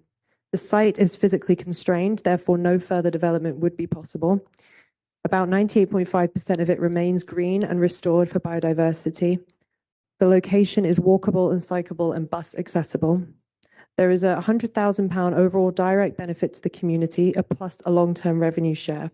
And so therefore any approval would be based on a unique combination of constraints, benefits and sustainability. This would not be a general relaxation of greenbelt policy. We're not looking to circumnavigate those. In conclusion, this is a unique, next slide. This is a unique site-specific exception. While we recognise Policy 17 is more prescriptive than before, NPF4's wider purpose is to secure low-impact, sustainable rural living that strengthens local services, delivers climate and biodiversity benefit, and supports community wealth. Our proposal fulfills that purpose in practice, with a single modest home that cannot expand and with lasting local benefit already in motion. We respectfully ask you to approve. Thank you very much for that very professional summary. Thank you. It's now an opportunity for members both here and online to ask any questions. Any questions to the applicant? Convener. Provost. Just like to ask, why do you have to give the club another £50,000? Oh, sure. We thought that would encourage them to believe that we were pure in our thoughts. We didn't want to come here. We weren't from the area. I'm from Lanarkshire Hill, I'm from East Lothian. When we saw the spot, we loved it. We hoped they'd love us, and we wanted to commit to them that this isn't a big block of flats we're going to put and make a fortune and disappear. We wanted them to see that we can contribute. We want to be part of this community. We want to support, and that was our intention to win them over.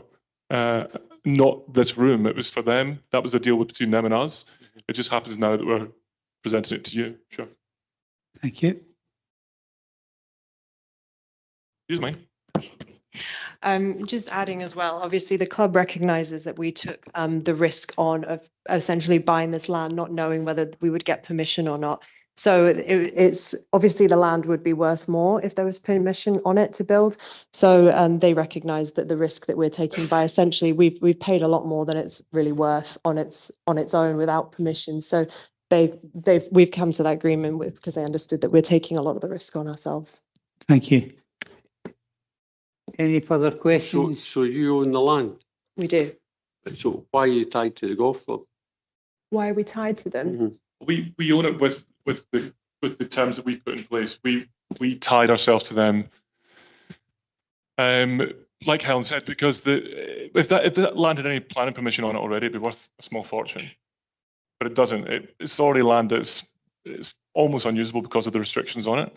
And permission wasn't going to be potentially likely. So we paid more, offered more, and if permission was granted, the deal with them was. No, sorry. Yeah, the reason we're tied in for so many years is because I think they were worried about it selling it on to someone, maybe taking advantage during a period where they were struggling during lockdown. You know, times were hard for a lot of local businesses and clubs. So for them, it gives them that longevity and assurance that we're not essentially taking a bit of land away from them and potentially profiting from it ourselves. It just seems a wee bit unusual, you know. If it's, it is unusual. It was unusual. We had it was a brain fart that we had in the middle of the field talking to the golf club. We thought, how can we convince them that we're not here just as a flash in the pan? We just wanted to prove that we were. Yeah, I think a lot of it is down to sentiment, and then actually we have quite a personal relationship with them. We've developed it for 5 years. We meet up with them and we discuss this, and we didn't want to look like we were just coming in and interested in taking the land. It's true, our solicitors thought we were mental, thought it was a crazy deal, but we want to demonstrate that our intentions were honourable. We weren't trying to make lots of money and then disappear. Yeah. We wanted to be connected to them, to our property, and prove that we're over there for the long term. Okay, thanks for that. Any other questions? Councillor Flynn. Thank you, convener. A couple of questions, really. Thank you for your presentation, by the way. You've mentioned quite a number of times it's a small, modest house. What is the square footage that you would anticipate the size of the house would be? So at the moment, obviously, it's very approximate, but I think with working with our architect, we're looking at about maybe 250 square meters, I believe. I'm working in meters. But it would, just to give you a rough idea, we're looking at a 4-bedroom potentially 1 story, maybe 1.5. I mean, just to be clear, we are not wanting to stand out. We're wanting to blend into this spot and almost go unnoticed. Yeah. So it's not a large, flashy 6-bedroom. We've got 2 children. By the time we actually get around to building this, they might have moved out. So Exactly. It's not supposed to be like some big sort of ostentatious show of wealth, because we don't have any. It's a modest family house that happens to be in a lovely spot. Not big and showy in any way. Okay, so it's about a rough guess 2,500 square foot ish. You know, I'm guessing. So it's a wee bit more than modest, but that's fine. My second question really relates. It's you mentioned that there's a bus stop outside, and also you mentioned that a pavement or something walking in. There would have to be 2 bus stops, wouldn't there? Because you'd need a bus stop coming from the town, and you'd need another one. Is there a second bus stop yes, there as so well? so there's one on the side of the road that is immediately adjacent on the edge of the plot, and then there's one directly across the other side of the street. And we've actually looked at the bus routes, and we've figured out that we can replace our car journeys every day to school, doing the school runs, with a regular bus service that does come directly past the site. Okay, thank you. My final part. Sorry, on you go. I was just going to say, we made that bus journey umpteen times to prove that it wasn't a fiction of our creation, and we spoke to the bus company prior to doing that as well. So it's a very legitimate bus route that stops right outside our land, if you like. That's good. And the pavement itself, is it adjacent to your site, or is it across the road? I'm assuming there's only one pavement to and from the town. Yeah, so there's a pavement. You would have to cross the street to get to that, to get to the pavement. But as would, I believe Pete could probably confirm this, but lots of members of the golf club actually also use this bus route. So also travel the sort of pedestrian, it's not pedestrianised, but walking down past the site to reach that bus stop as well. Okay, no, thank you for that clarification. Thank you. Thank you, convener.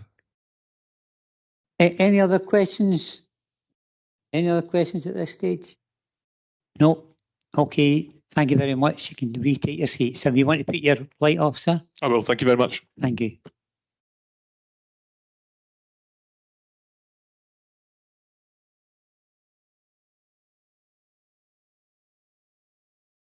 Okay, it's now an opportunity to go back to our officer.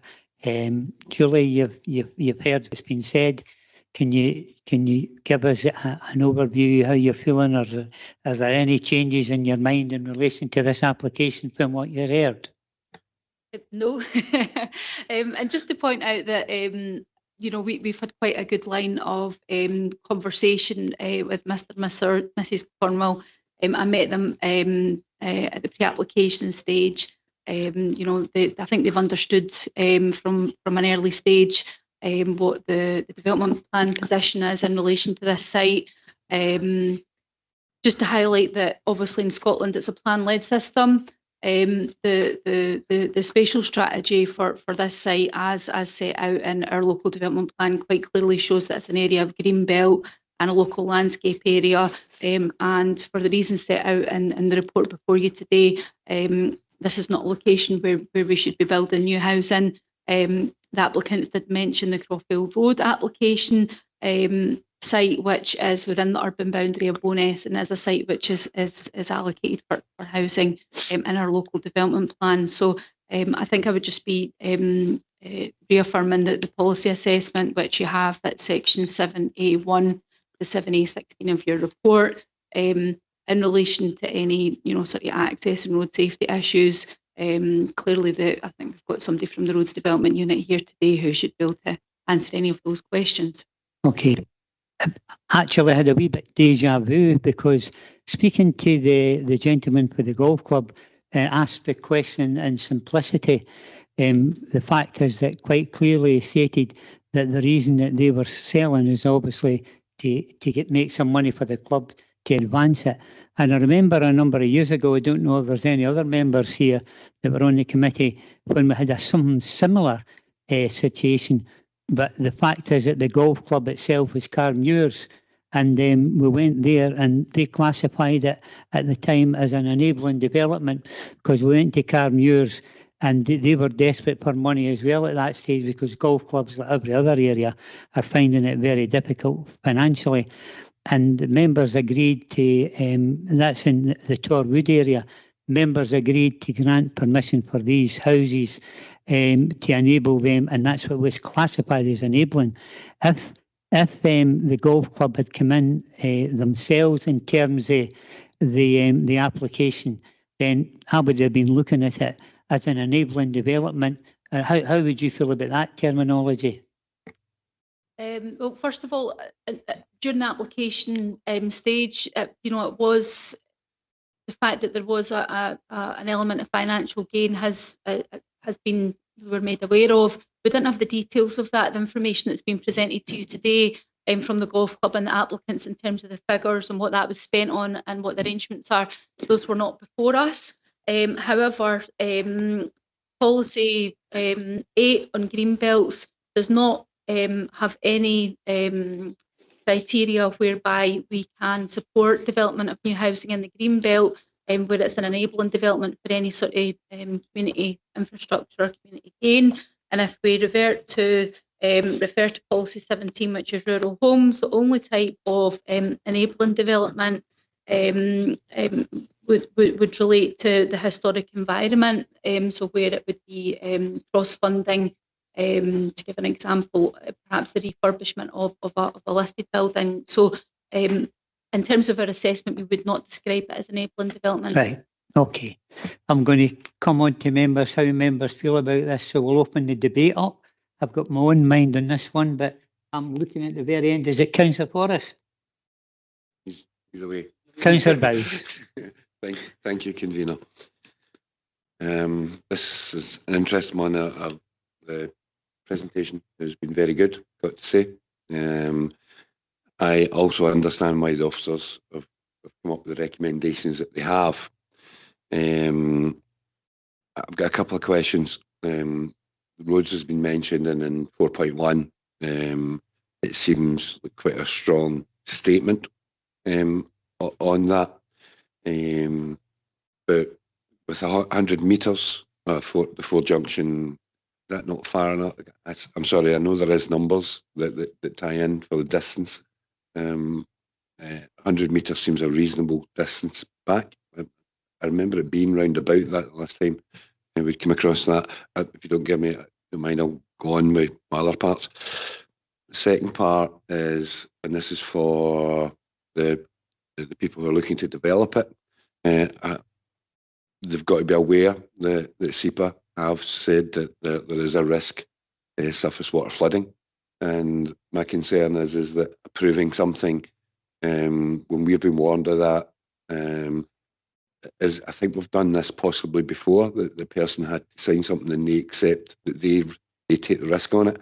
I would be concerned about just blindly approving it with that sitting there, because if there's flooding happening, does the council then, or does this planning committee become liable for actually passing the planning application on it? And finally, I very much appreciate the passion that was put over about the single development and the diversity and the various other parts. You'll notice I'm not really touching on the bit with the golf club on here, and I think that this would be a very strong development on that way. However, we have seen it in the past, and I do remember one not that far away from where we are, where we talked about a single development, and then a couple of years later, we had a further development arrived. Now, if I remember rightly, we couldn't restrict it once that one was there. And as much as I trust what people are saying, that it's a forever home, and conditions and things change, are we going to end up in a year or two's time, because we can't condition it as a single plot, that we could end up having, oh, that's a nice home there, that's a nice area, we would like to build more there. That's my worries about it. I've got to say that it's one of the few I've ever seen that it's in a greenbelt land that I'm really interested that for a change I would possibly go with, but I really need these answered to make sure that I'm doing the right thing. Sorry, I was a bit long, but the main thrust of that question was that if members were minded to grant this, can a condition be put in? It would be the only house within that vicinity. Obviously, this is for plan permission in principle at the moment, so there's quite a few points that were raised there. I think we could put a condition on to say that this is for one house and plot. However, if planning permission in principle is granted for one plot, regardless of that condition, the principle of residential development on that site is established. And I think we'd have a very hard time resisting more than one house on that plot once it's established. In terms of the road safety issues, I think it might be wise to bring Craig in a second if he's on the call. And in terms of the flooding and drainage issues, SEPA did not object because it's it's all right. No, that's okay. So SEPA were in effect referring it back to us because it's surface water flooding. You'll notice in point 4.3, our flooding and drainage team have highlighted the fact that the indicative location for their suds pond is in an area which is at high risk of surface water flooding, so that would need to be moved. And that there would be additional information in relation to flood risk and drainage which would be required. But if members were minded to grant this application, I'm fairly content that we could deal with that by condition, and then it would be the matter specified in conditions application where the full detail of that would be examined. If for any reason that couldn't be achieved, then we wouldn't be able to move forward with the next application. But I think there's probably enough information at this stage in terms of drainage and flooding. Yeah, thank you. I'll just cover that off. Sorry, excellent, good answer. I'm happy with that. Single development, still giving me concern. You said you were going to go to Craig on the roads.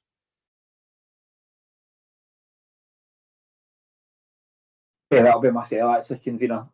So in terms of our road development control team, they have obviously looked at this application as how they look at all applications in rural settings. So the access to the proposed development is off an adopted rural road. It doesn't have lighting or footway provision along the majority of its length, and it's subject to national speed limit in the vicinity of the application site. Condition of the road surface is poor, and the width of the road is pretty narrow in the area as well. So we have concerns about pedestrian safety, and we wouldn't support pedestrian activity on this section of road, having regard to the absence of the footway and lighting provision in that area. There is, like Councillor Bowes, you have stated, if you were minded to grant permission, the following conditions would be required, and that is in curtilage pattern in accordance with National Development Guide.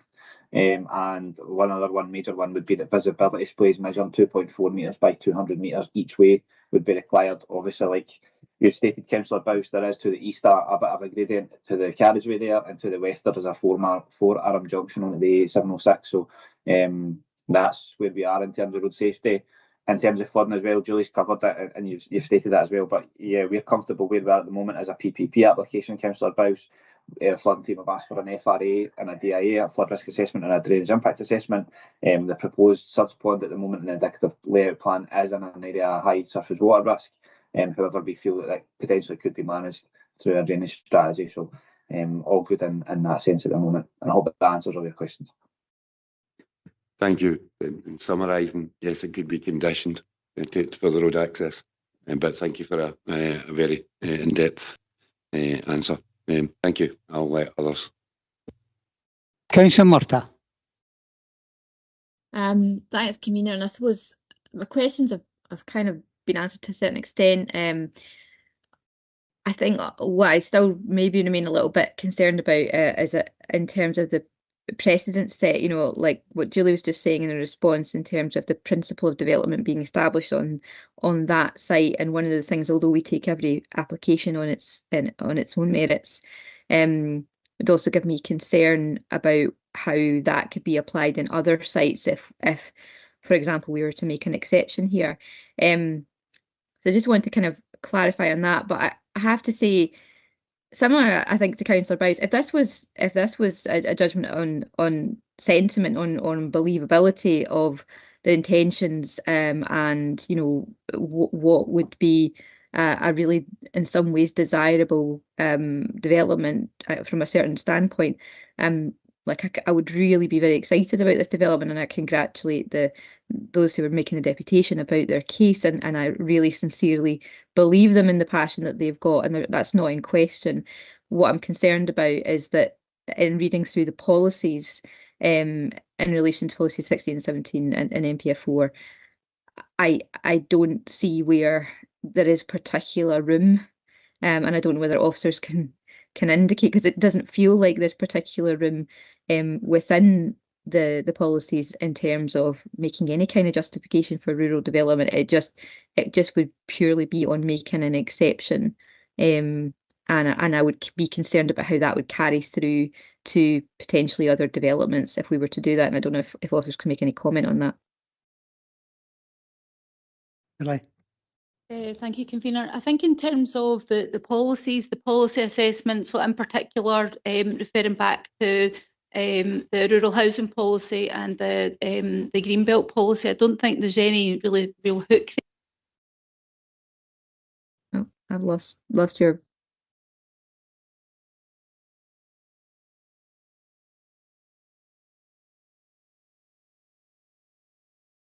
That's you now.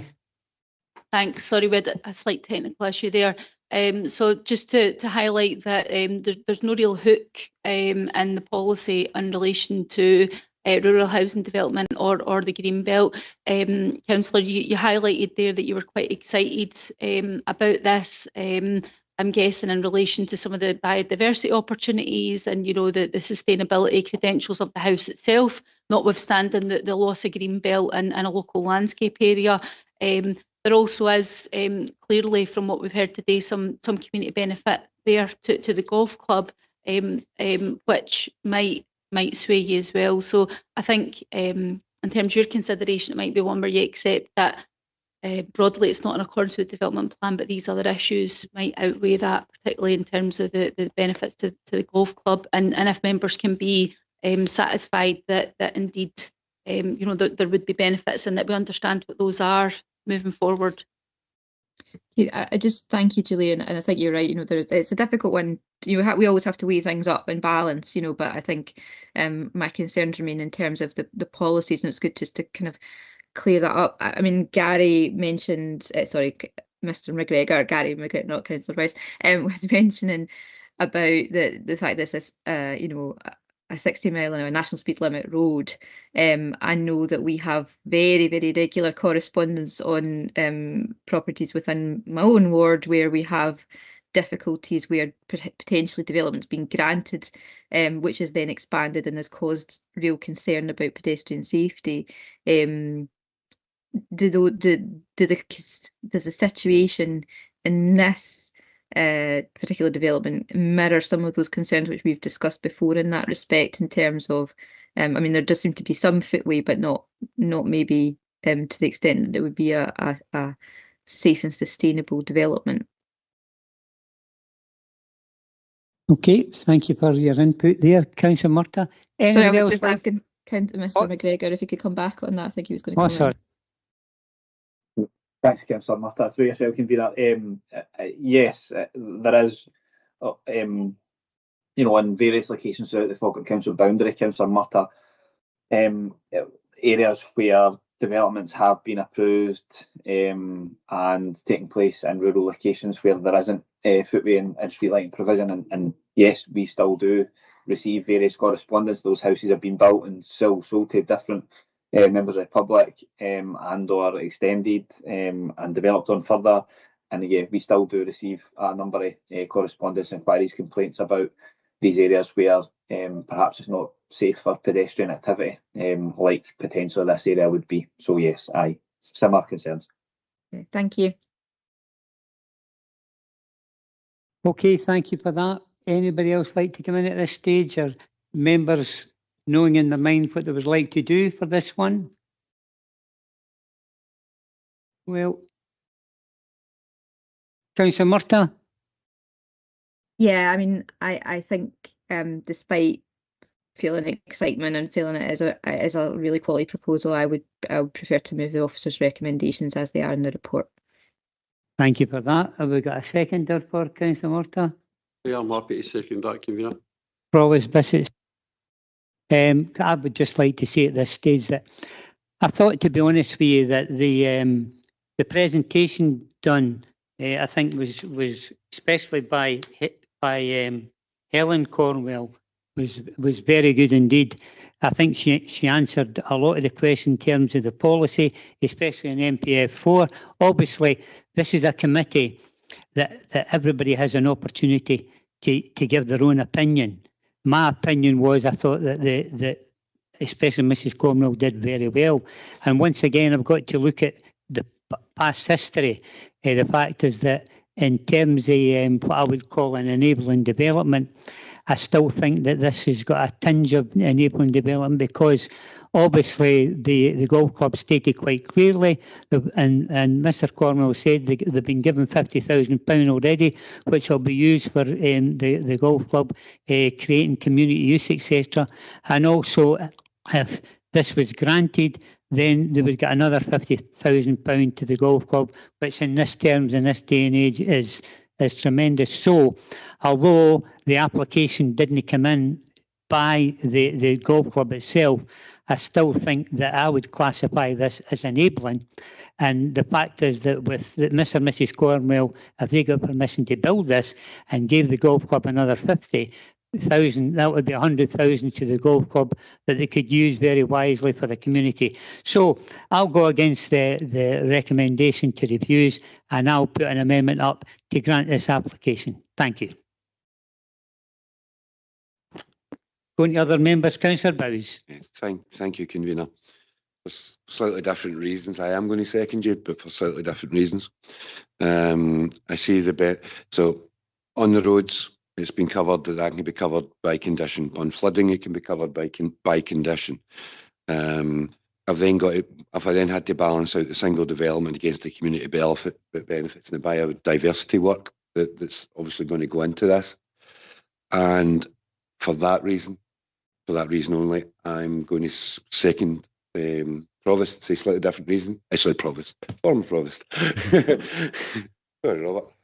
So I'm going to second the convener, because I believe that the community benefits and the biodiversity work that's going to be done on the property, I think, in this one swings it for me. And normally I don't. Normally I wouldn't. But I think in this one, I think conditions in roads, conditions in flooding, tied in with the community benefits and the biodiversity, I think is the reason I'm happy to second it. Thank you, Councillor Bowes. Okay, then, just to clarify, we have a motion moved and seconded to refuse the application. We've got an amendment moved by myself, seconded by Councillor Bowes, to agree the recommendation. Is there anybody want to come in before we go to the vote? No? What's that?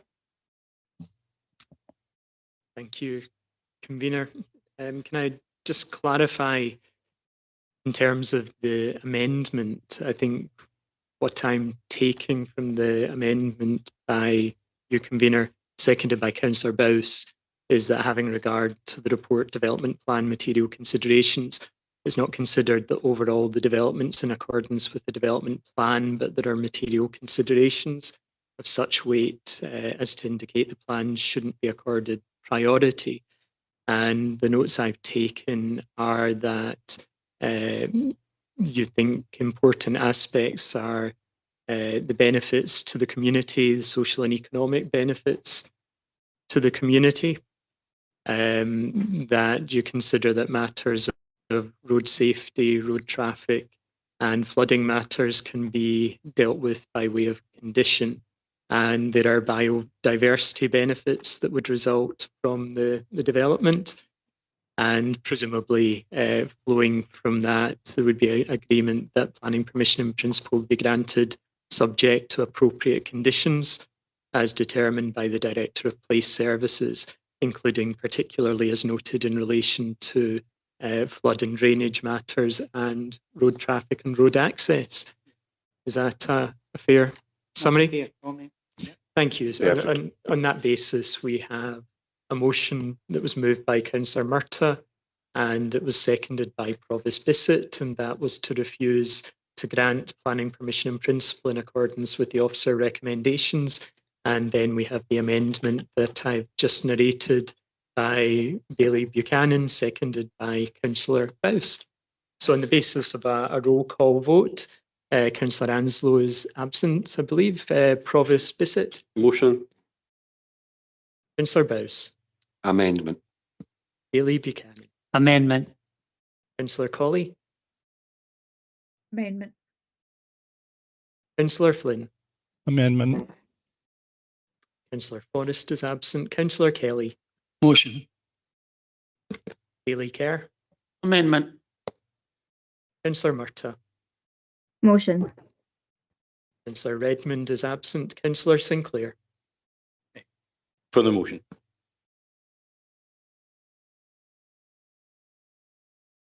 We have 5 votes for the motion. Sorry, I will start again. We have 4 votes for the motion and 5 votes for the amendment, and the amendment is duly carried. Thank you, Convener. Okay, thank you very much. Thank you, everybody. Now it's 1:45, so we're going to break. We'll be back here for 1:15. Thank you, everybody.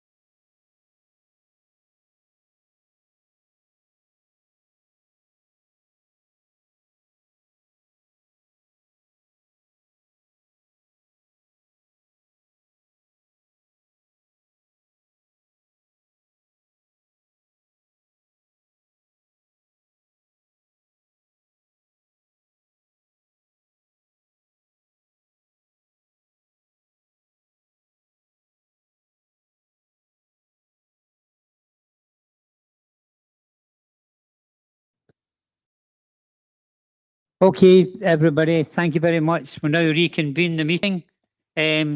First of all, can I say that Councillor Flynn, unfortunately, has had to go to important business, so he is away. So it's item 9 we're going on. It's construction of dwelling house at Westwood, 3 Hamilton Drive, Falkirk, for Mr. John Syme. It's a continuation. It's pages 107 to 119 on your agenda papers, and our officer will be Kevin Brown, who will be presenting the report. Before that, an application had been made by a local member, Councillor Patrick. Unfortunately, this request has been withdrawn. An application has been made by Judith Howson, an objector to be received as a deputation to be heard in respect of this item of business. And according with Standing Order 33, the committee shall decide whether to hear a deputation. I'm happy to move we hear it. Members agreed? Agreed. Agreed. Fine, thank you. That takes us back now to our officer, Kevin Brown, to read the report. Thank you, Kevin. Thank you, Convener.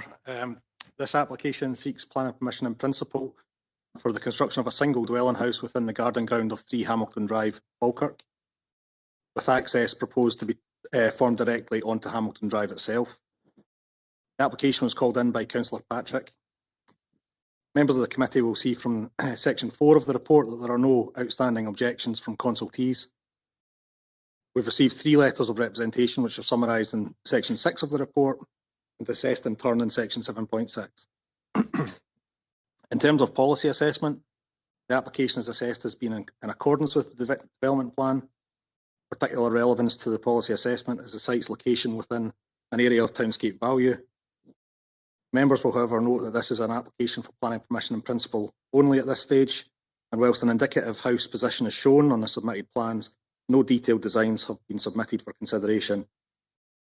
The site is assessed as being large enough to accommodate a dwelling house without adversely impacting on residential amenity or the established townscape character of the area. The officer recommendation in this case is for committee to grant planning permission in principle, subject to the conditions outlined in the report. Thanks. Thank you very much, Kevin. It's an opportunity now for Judith Howson, an objector, to step forward. Is Judith there?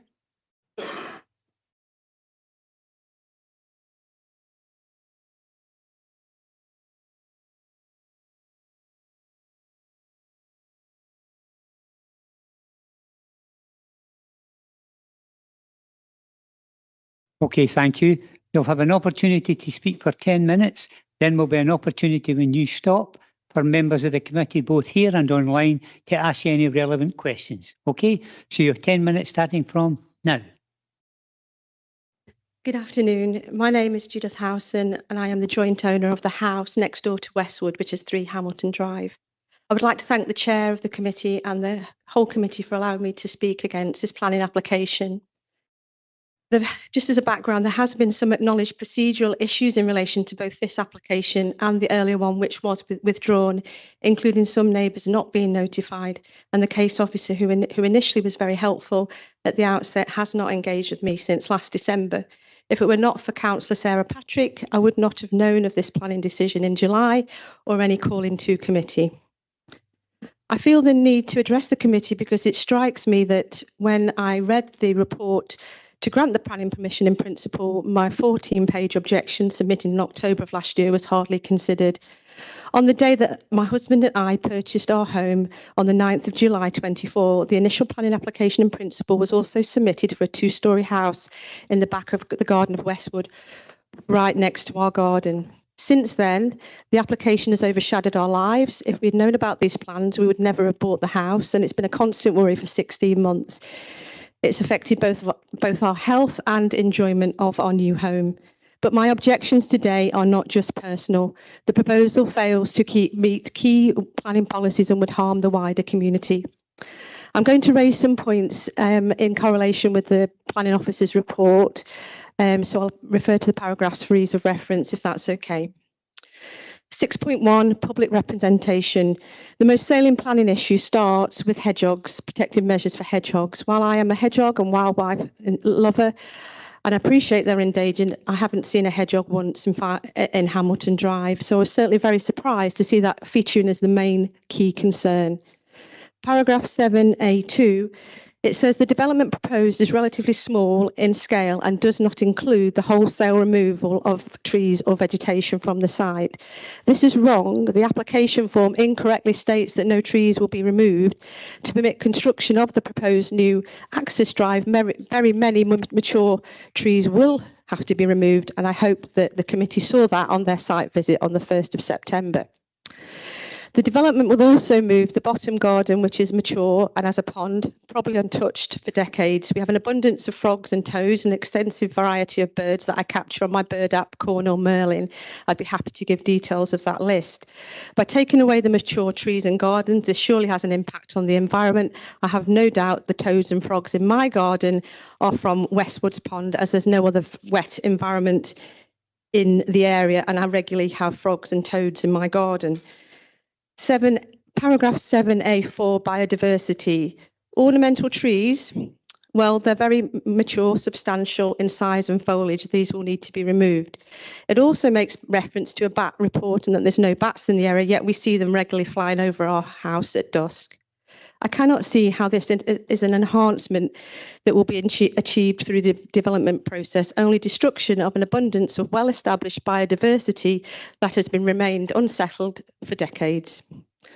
Paragraph 7A.5, it says the resultant plot would respect the character and density and privacy, and daylighting levels could be managed.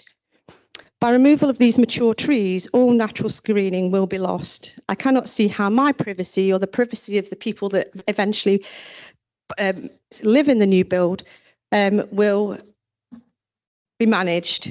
Initial plans are set out to be so close to my boundary and so far away from Westwood as possible. And with the trees gone, Westwood will look straight into my home and I will be able to look straight into theirs. Also, the daylight will be totally diminished from east-facing windows at number 36 and number 36A Majors Loan by this new build. In particular, the couple in the top floor flat who are very elderly have been very concerned about this. I don't think a traditional sandstone building will be built, so it will not be in keeping with the area, and any trees and vegetation will take years to re-establish themselves. Also, by establishing a loop driveway, it will be the only house in Hamilton Drive which is tucked away and not fronting the road. The house won't have a principal elevation. Instead, it will have access drive to the front or back, depending on design. None of the other houses in Hamilton Drive are like this. In addition, the gardens for both the new build and Westwood will be much smaller. Paragraph 7A8, infill development. This application, it says, this application represents a small-scale infill development opportunity within the existing settlement boundary. This is simply wrong. The application represents an existing plot subdivision which alters the existing amenities in scale and potentially massing. The site at the rear of Westwood is elevated onto Major Loan and will be overbearing. I think the proposed construction will sit very high when looking at it from Major Loan, and again, you might have observed that on your site visit. Laying new foundations so close to the back of the wall of my property in Westwood could damage the integrity of these very old walls, putting them at risk of collapse once construction starts and potentially injuring or worse some pedestrians on Major's Loan. In addition, the requirement to run the various utilities down to that loop at the bottom of the garden may undermine the wall and will present challenges. Paragraph 7B.4 is then the general public representations, obviously some of which were highlighted from myself. I've covered wildlife, privacy, daylight overshadowing. Just wanted to pick up on a couple of other points. Concerns over the proximity of the driveway to the mutual boundary, it says they were noted. Well, it also says that the applicant has amended the plot layout and the driveway therefore will not follow my boundary so closely, but there's still this plan to remove all these trees, which you will have witnessed when you came on the site visit. It also says in the report that the road safety has been considered by the council and the road development unit have raised no concerns. Hamilton Drive is already heavily under pressure as a cul-de-sac. We have a very busy tennis club, and at peak time, for example, when children's coaching is going on with in excess of 30 children, every single road parking space is taken, and I've got a photograph of that, a typical day when the tennis is on. There's no spaces. Another house will remove 2 on-road parking spaces and bring in more cars. More congestion in Hamilton Drive may increase the potential for road traffic accidents and the difficulty of emergency services getting to the houses and the tennis club. And I also made the point on a loop driveway, trying to get an ambulance down to this new build as well would be a problem.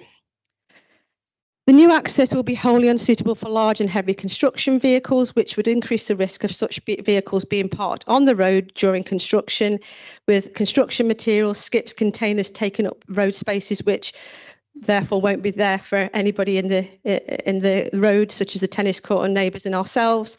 And there'll be a high risk of further damage to the road and further road safety issues, particularly with the level of children that are in the cul-de-sac.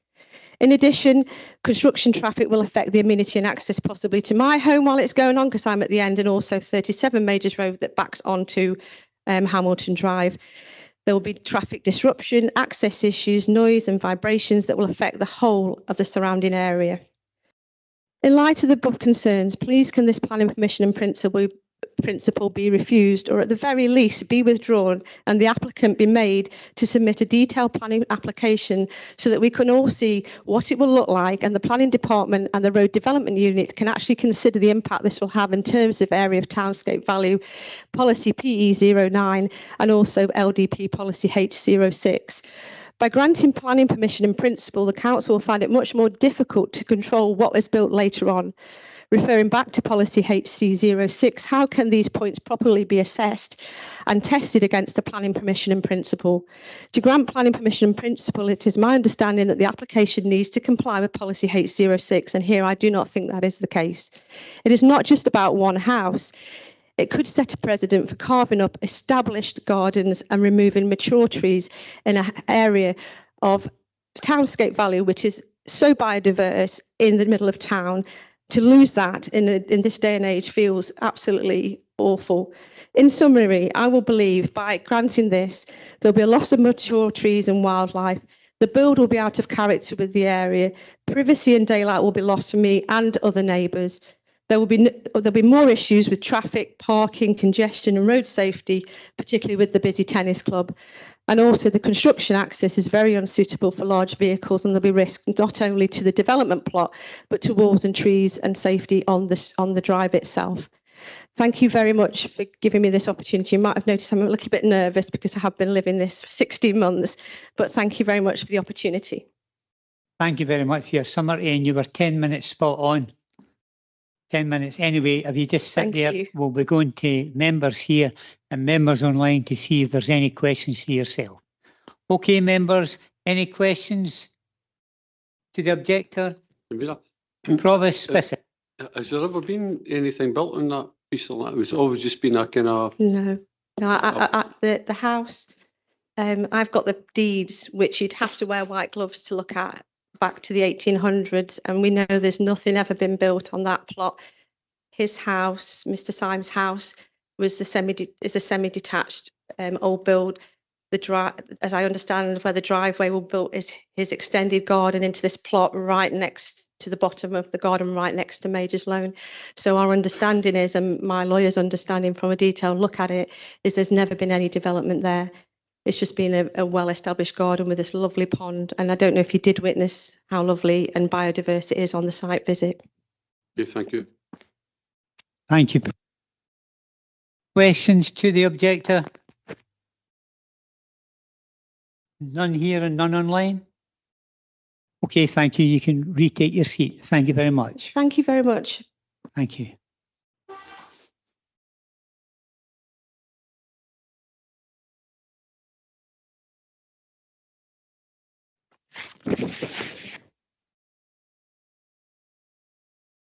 Okay, thank you very much for that. We now go back to our officer, Kevin Brown. Kevin, you've heard what was being said by the objector. I would just like to any viewpoints that you have in relation to the summary that we've just heard. Thank you. Thank you, Convener. Yeah, very briefly, it's just a reminder to members that this is an application for planning permission in principle. Many of the points which are raised in representation relate to detailed matters which would need to be considered at a future date by way of a submission of matters specified in condition application. That would include matters relating to window-to-window distances and privacy, overshadowing, these sorts of things, and the scale and design of the house itself. The other point I would maybe highlight there is that a number of points have been raised which aren't material planning considerations, namely any potential damage to existing structures during construction works, that sort of thing, any construction traffic or how they might access the site in order to build any future house on the site, that sort of thing. They're not material to the assessment of the application. Thanks. Okay. Next opportunity now. Any direct questions to our officer, Kevin?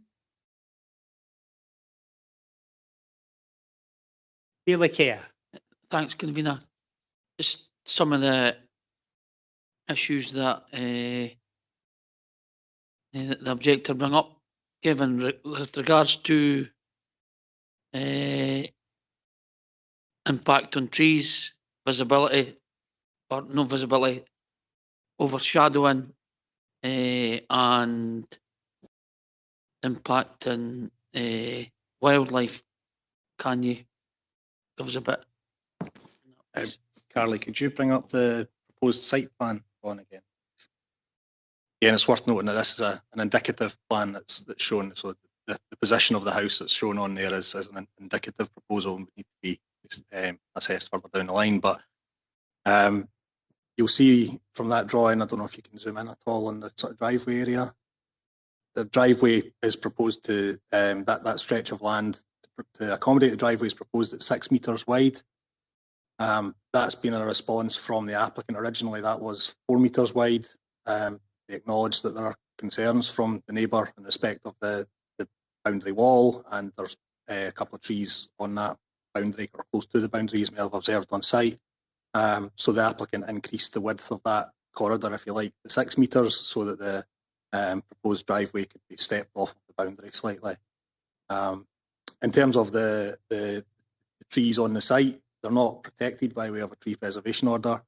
The applicant has stated a desire to maintain as many as possible. The design of the house and the size, positioning, these sorts of things would dictate what needs to happen on the site in terms of retention.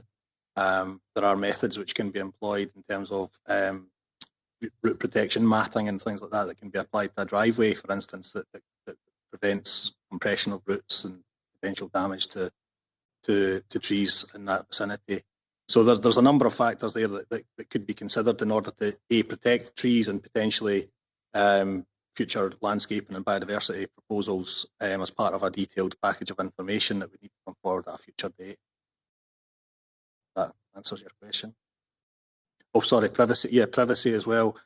You've all seen from the site visit that there's currently a boundary wall between this site and the objector's property, which sits immediately to the south of it. So at a ground floor level, there would be no intervisibility between the two. From a first floor privacy perspective and potential for any overlooking windows or overlooking of even garden ground, that would depend entirely on design of the house and orientation of windows. A house could be designed in a number of different ways. There are a number of different options available in terms of achieving acceptable privacy distances, window-to-window distances, and the like. So, okay, my final point regarding the pond. But the pond is that obviously a man-made pond. So how would is there wildlife in there? And if so, if it was approved, where would it go? The pond hasn't been surveyed for wildlife. The site has been surveyed because there was a concern initially expressed to us in relation to bats on the site, and bats are obviously a protected species. So the site has been surveyed for bats. The feedback from that is that there's potential for foraging and roosts in the area, as is the case on a lot of garden ground sites, but there is no evidence of bats actually being present on the site at the current time. The pond itself, yes, there is an argument that would contribute towards local biodiversity. The objector had mentioned toads and frogs and the likes. The recommendation before members contains a condition which would require the applicant to provide us a package of biodiversity improvement measures. That would be in accordance with the National Planning Framework 4 requirements in relation to biodiversity. So from an assessment of the principle on this application, in principle, the removal of that pond isn't problematic. The question is what is done to the site in the future in order to maintain a level of biodiversity on the site or improve that biodiversity. Thank you very much. Okay. Any other input on point? Councillor Bowes. Thank you, Convener.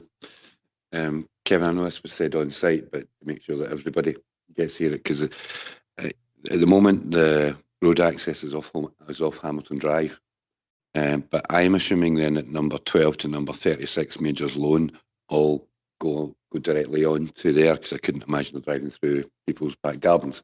When this comes to become full application, is it possible that that access point could change? I mean, I think everything is possible within reason. The proposal that's before us, as we said, is indicative.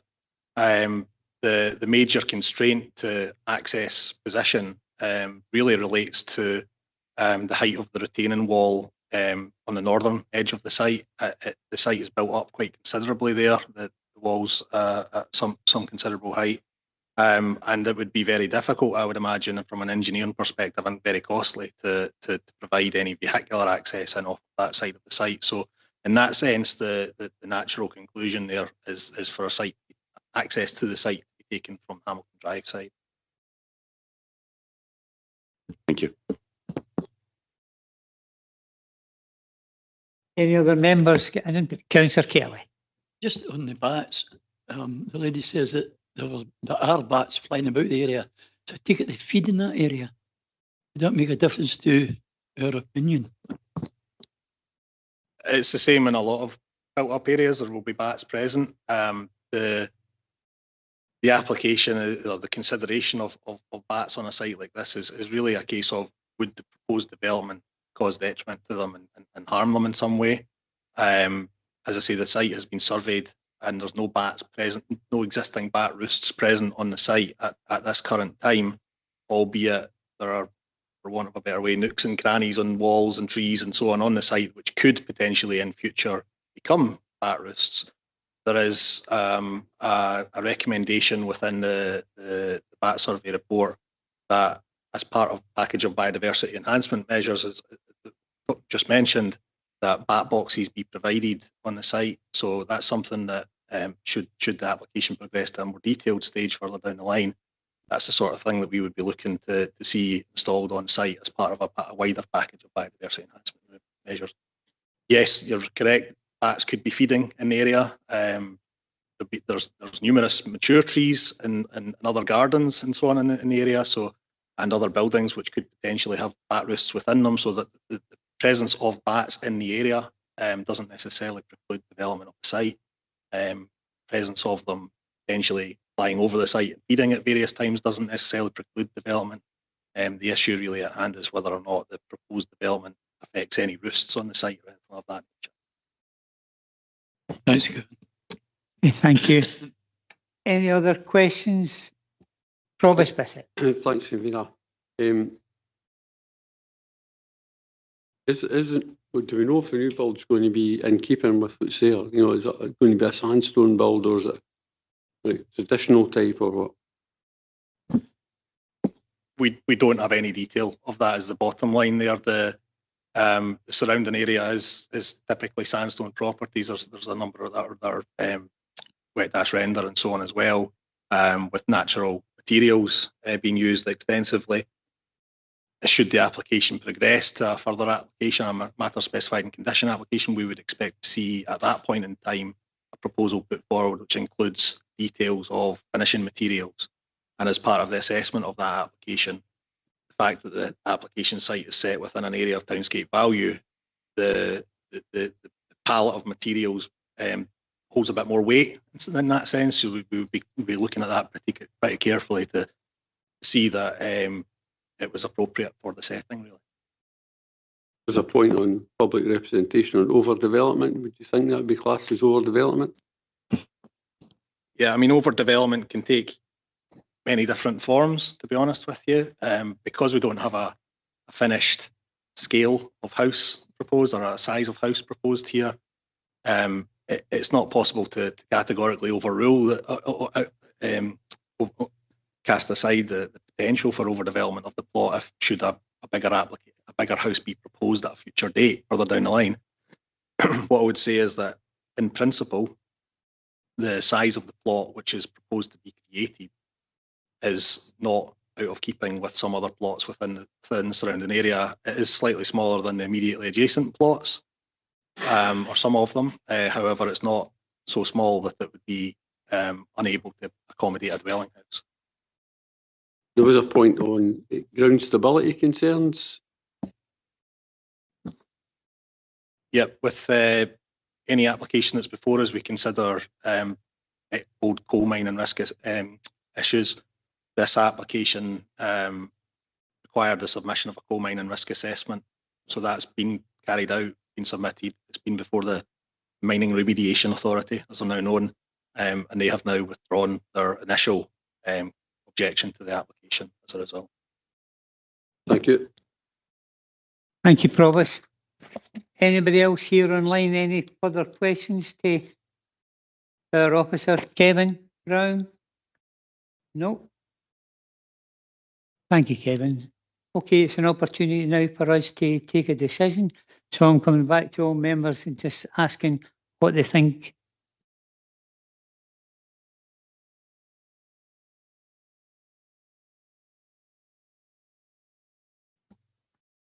Given due consideration to everything, I'm quite happy to agree the recommendations contained within the report.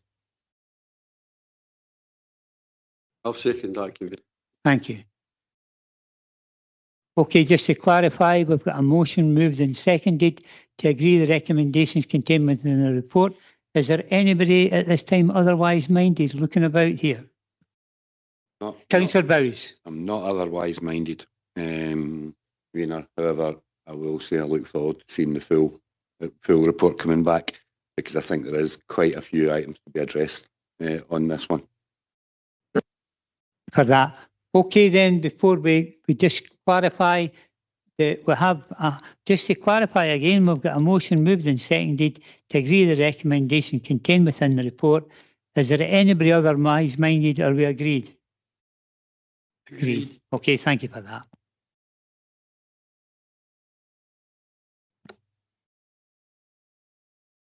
Okay, that takes us to item 10 on your agenda papers.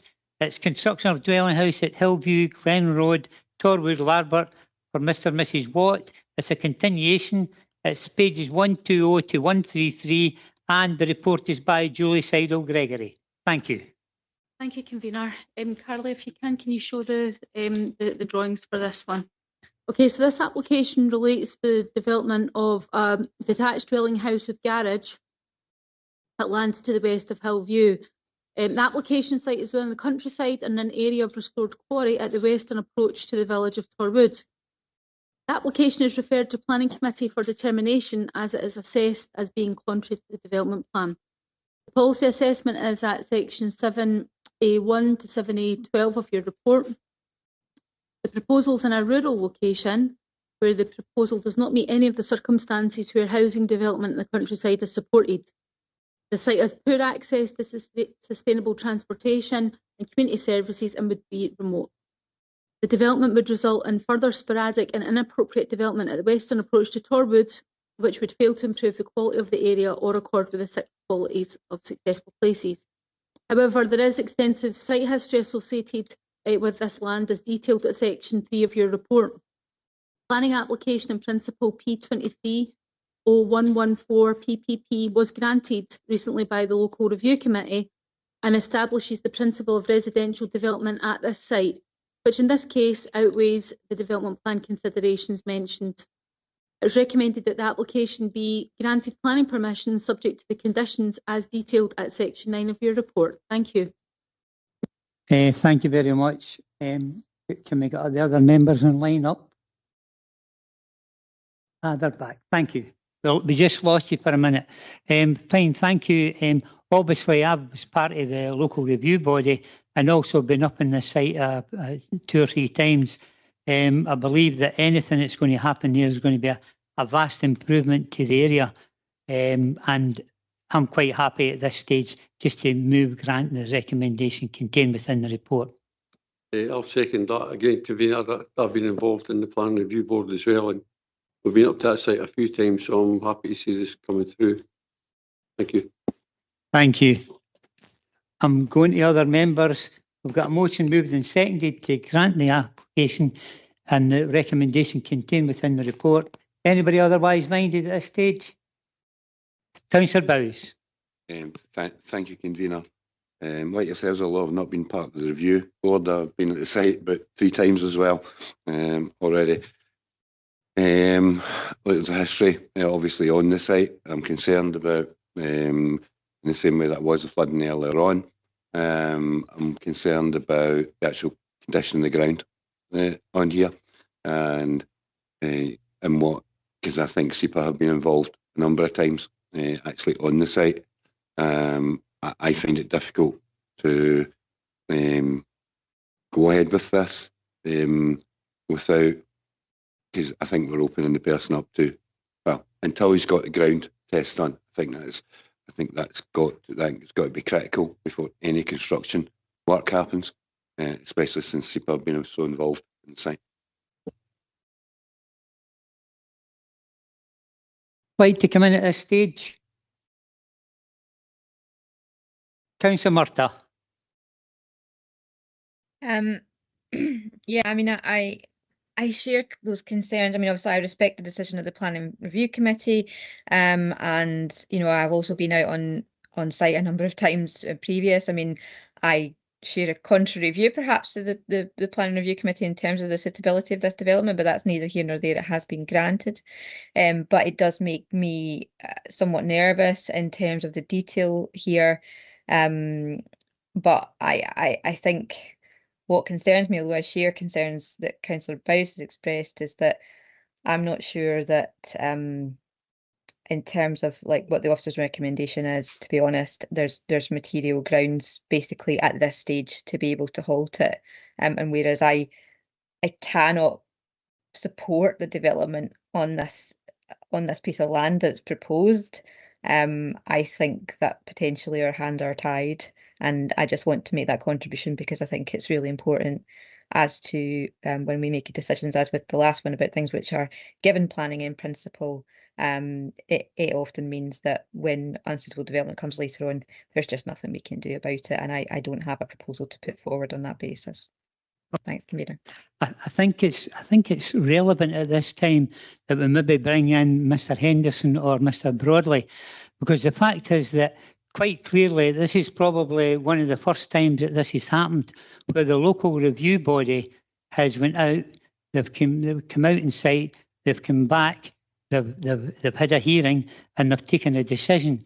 And then what happens now is that this decision now, I'm not saying that the view is that it's come back now to the planning stage. I'm just wondering, Mr. Henderson or Mr. Broadley could maybe come in and just reaffirm the position, because it's like we're the planning committee, so there's 12 members. The local review body was maybe made up of 4 or 5 members at that particular time. They went through a hearing and site visits, and they agreed to grant permission for this site for a number of reasons. But now what's happened is the application itself has come back to the planning committee.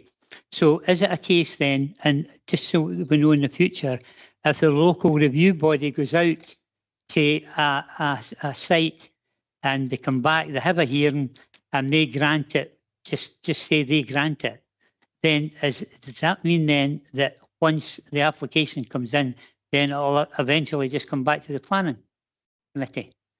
where the members of the review body, that's, I think there's a number that's been it's here, have already granted permission. Have you see where I'm coming from? I hope so. Thank you, convener. I think the issue in this case is that the local review body's decision was taken on a planning permission in principle that was subject to detail to follow. And in that case, we also have within our standing orders a provision which says that when an application comes before the planning authority and it's determined by the officers to be contrary to the development plan, that they can't take a decision which is contrary to the development plan without it coming to planning committee. So that is the reason, and I think it's noted at paragraph 2.1 of the report that that's the reason that the report is before you today. In relation to the other point, I think that was being raised around the material planning consideration of the LRB, that's covered at paragraph 7C1, where it's noted that the applications assessed as being contrary to the development plan, with specific reference to the principle of development in the rural area, sustainable transportation and tackling the climate emergency and nature crises. It then goes on to say the recent decision of the Planning Review Committee established the principle of residential development and is a strong material planning consideration, which in this case is considered to outweigh the development plan and supports the proposed development. So hopefully that's answered what I think was the double-barreled question. I think it's important that I ask that question because we've got 12 members on the committee. They'll all have an opportunity at some stage to go to a local review body, maybe go out and site, obviously go out and site, and then come back and take a hearing, and then maybe think, well, that's it done, but it's no. So does all the members understand what Mr. Henderson says there about just if a situation crops up like this again, if you're a member of the local review body, you've taken a decision, you went out and site, you've had the hearing, and then what happens then is, oh, you think maybe that the decision then is final, but then it's coming back. Does everybody member agree to hear that? Yep. Okay. Yeah, sorry, convener, it was just to clarify if the application that had been before the Planning Review Committee or the LRB had been a full planning application, then that would have been the decision. I think the distinction here is that it was a planning permission in principle that's then subject to an application for further detail. Okay, I think you're very good that you come in. Councillor Murphy, you want to come in on this? Yeah, it's just to sort of clarify on the question, because I think what's important from if officers can understand that this is correct, because it seems to be from the report this is what the case is. The application, even as it stands, still stands contrary to the development plan and still doesn't meet what would be recommended under planning policy. But in this case, the decision of the Planning Review Committee gives such material weight because that decision was made in planning in principle that it means that even although it still remains contrary to the local development plan and our plan, which usually would be, that basically that is in the view of officers such material consideration. And I would consider, for example, if it went to appeal, that that would be a significant factor. But I just want officers to answer that if it had not been to the Planning Review Committee and this was just an application that was coming in this way, that effectively what the report tells me is that the recommendation may not have been that because it's still contrary to the development plan. Is that the case? You've simplified the situation. Thank you very much. I've asked officers, can they confirm that? Because I think it's important that they confirm it. I think Mr. Henderson would confirm that. Thank you. Mr. Broadley is also offering to answer that. If this was a standalone full application, I would imagine that officers would be saying that it's contrary to the development plan, full stop. But as you say, in this case, it's been subject to a prior decision on a planning permission in principle application, and the decision on that PPP application is the matter that's being given weight to in terms of being a material consideration that would outweigh the development plan, and that's the view of the planning officers in light of the earlier decision. So they're exercising, as they say, their planning judgment. Okay, in fine. coming to that conclusion. Thank you. I think Councillor Bowes sorry, Councillor Murtagh. Just want to finish and say it is on that basis and only on that basis that, because I consider that there would be too much risk of further costs to the council in terms of appeal and what has been said, that I'm not going to move against it, because I think that that would expose the council to significant risk and additional cost. But I thank officers for having outlined the situation very clearly. And thank you yourself. Councillor Bowes. Can I say quite clearly I agree with Councillor Murtagh and what she's just said there just now. I also want to ask a question, and I don't mean this to be cheeky in any way whatsoever, but given the weighting of this, why is this before us today? Because it really feels as if we can't go. I don't know where I can make an alternative recommendation here.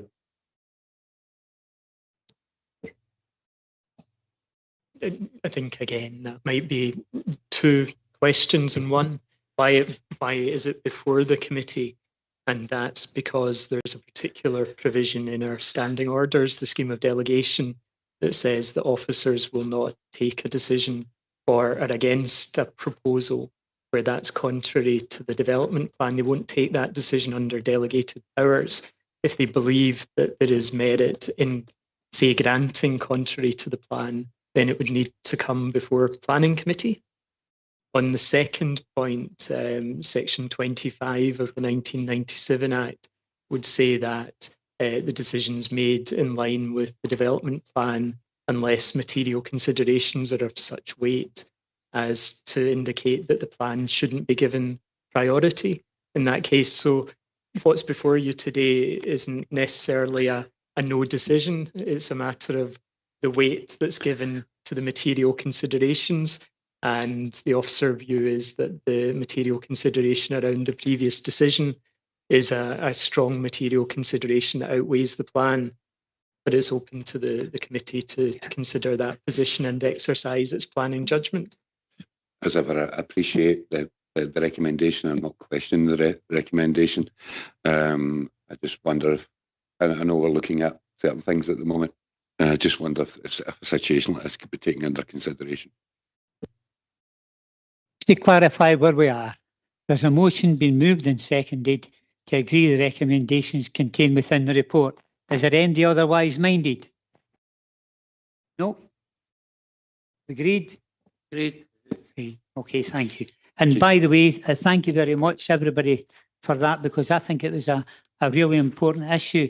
The contribution for Councillor Murtagh, Councillor Bowes and the officers, I think maybe leads us into a situation where we'll be better prepared, because over the next year and a bit until this council finishes, that all members will be asked at some stage to go to a local review body, and this situation could maybe come up again. So at least we've got the official notification about where we would be with it. Okay, thank you.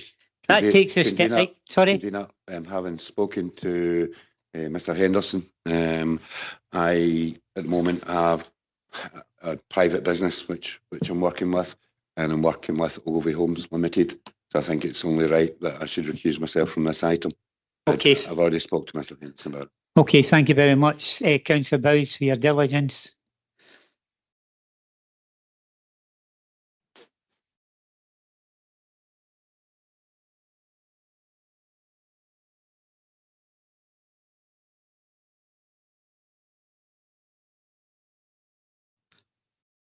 Okay, thank you for that.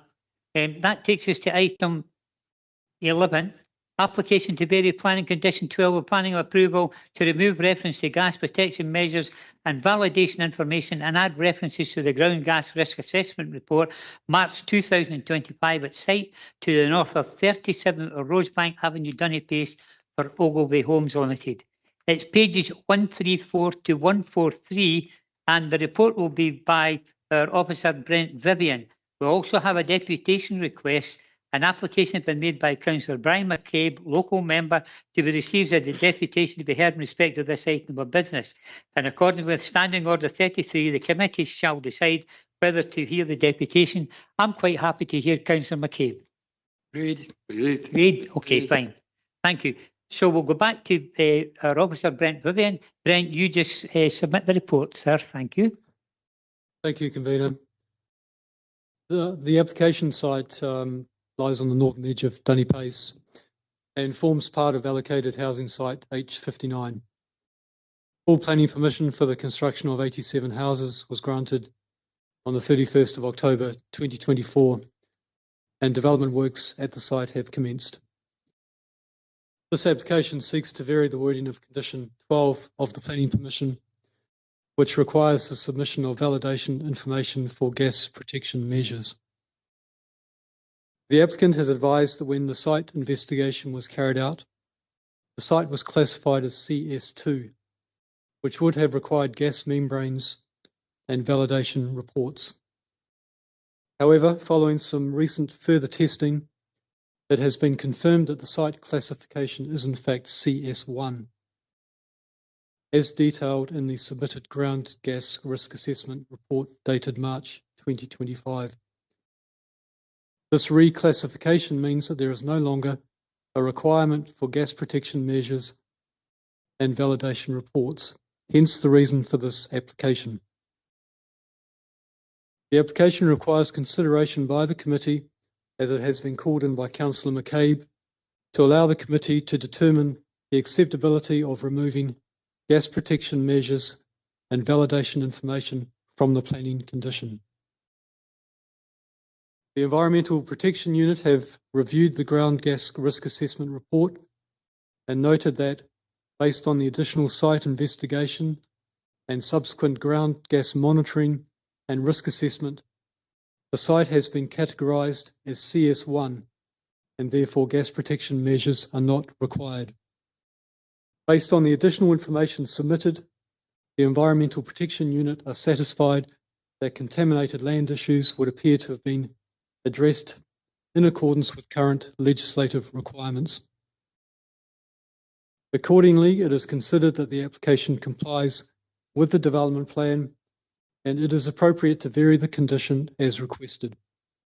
The application is therefore recommended for approval.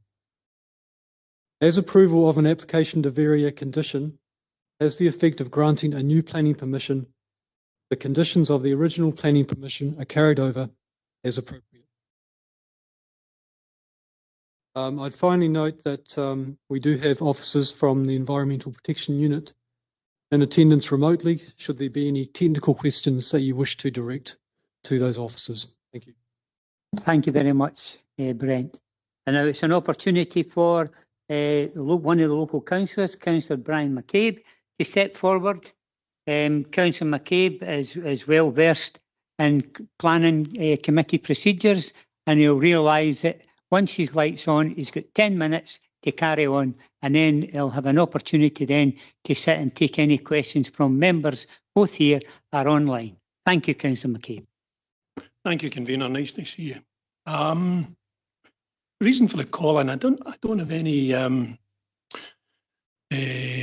personal recommendation what I'm looking for, what I'm not looking for. All I wanted to do was to alert the committee to what I consider quite a substantial change to attached conditions here. We're talking about a gas membrane. I suppose really what I'm trying to avoid is the council getting into a situation where 5 years, 10 years down the line, there are problems with this development where there has been a seepage of gas into the subsoil and subsequently into houses that prospective buyers then get engaged in very expensive legal litigation, either suing the house builder, potentially suing the council. So it's really just to throw it in front of the committee here to see that they are actually satisfied that a recommendation which was contained within the original planning approval, that the site was classified as C2, which would have required gas membranes and verification reports. Whether you're happy enough with it, we'll just dismiss that because it's been reclassified. Why would you reclassify it? Just a curious one there. Within, I looked into the 2017 report, and it indicated that gas protection measures are required beneath the proposed development. There's been evidence submitted from the mining authorities that that whole area, as you can appreciate, historically has had mines underneath it. And when you get mines, you then get problems with water migration and gas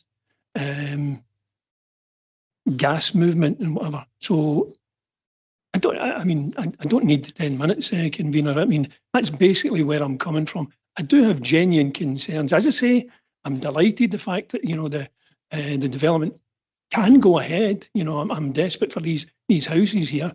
I just question, I just query, are we leaving ourselves open to potential? Because I think I understand it was the same people who did the original gas assessment, and then they've come back 4 years later as we're on site. What was the reasoning for that? Just a curious one. As I say, I have no, you know, I genuinely don't have any, I'm not trying to favour the developer, I'm not trying to hinder the developer. I just question, are you happy enough that there's not going to be problems further down the line? That's it, convener. Thanks very much. There'll be an opportunity to ask questions. I think you simplified exactly what your concerns are. And I wonder if we could maybe get one of the environmental officers that's online. Who's there? David Gray. Yes, David. Yeah. You've heard the report. Obviously, you're looking at the report, and you've heard this simplicity of Councillor McCabe's concerns. So I'm just wondering if you could give us your professional opinion on it. Should it not be that a case that should wait another few years until everything's sort of built up, or what's your thoughts on it? Yeah, so within environmental protection, within environmental health and trading standards, we have a small team of contaminated land specialists who support planning and building control applications and review them for issues such as ground gas. And I've got to say, I do appreciate Councillor McCabe's attention to detail to pick this one up. It's an interesting one, and our officers certainly looked at the original reports from Mason Evans, and they then reported in April 25 on the updated report, and in that they did significantly more testing, and that there's a whole industrial process of identifying how ground gas should be assessed, and that means, based on, I think, the 200 and odd borehole, 200 and odd gas tests, as opposed to the additional 48 that were in the first report. So they did a lot more testing, and from that they've established that it meets the lesser classification, and therefore the gas protection measures are not required according to the standards that we follow. So we do, within the responses that we provide to planning and building control, then we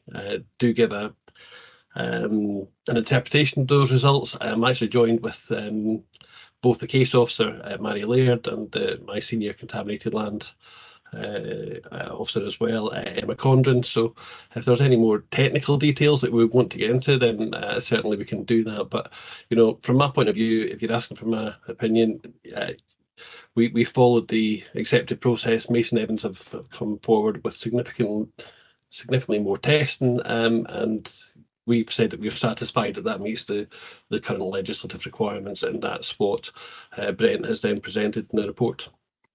Thank you. Did you say the case officer was with you? I do, yes. Mary's online if she's... well, I wouldn't mind. I'm not sure. I wouldn't. Hi, good afternoon. Are you the Hello. case officer? The case officer for this? I just wondered if you could maybe, because obviously I live in the Bonnybridge area, so Bonnybridge, Banknock, Denny, and all these areas, they were all well used to the mines. We had serious problem with the mines no far from this area, down by the cemetery a number of years ago when there was a major fire before that mine closed. And just as the case officer, obviously David has given his interpretation, but as a case officer, just like to know your feelings on whether you believe, or obviously what's your opinion, if this area should be sort of held back for another few years just to establish that everything is fine. Well, just to reassure you, the Mason Evans risk assess both the shallow ground gases and the deep mine gases. The mine gases were assessed by sinking 30-metre deep boreholes and installing them with gas installations to test the gases, the borehole gases. And all the calculations that came back with a gas screening value of CS1 for all those monitoring points.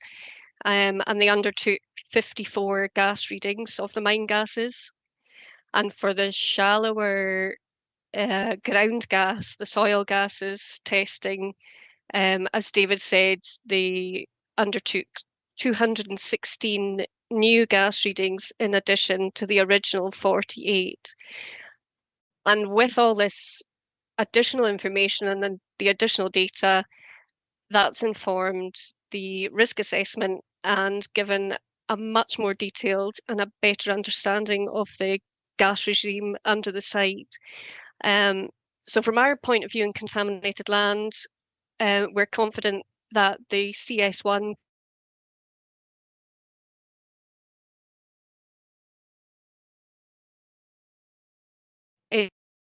That's better. Fine. for extensions, things like that. They will not be asked for gas protection measures because we have all this existing data already. Okay, thank you very much to yourself and David. Appreciate it. Obviously, it is, I know where Councillor McCabe's coming from because these things can cause major concern. Any other members like to question David or his colleague? Or Councillor McCabe at the moment? Any questions to Councillor McCabe? No, I'd just like to ask why it was decided to do more studies when the original 48 showed a class 2, but what prompted the additional studies? I could come in there, convener, just... We'll let the questions just now, Provost, is to Councillor McCabe. If we'll finish it, because that's a very relevant question you're asking. I think that should go to the officer. Right, okay. David, it's that question that the Provost has asked, the very salient, can you maybe answer it? Convener. Yep. Can I ask for a quick clarification here? We've been asking questions to officers and to Councillor McCabe.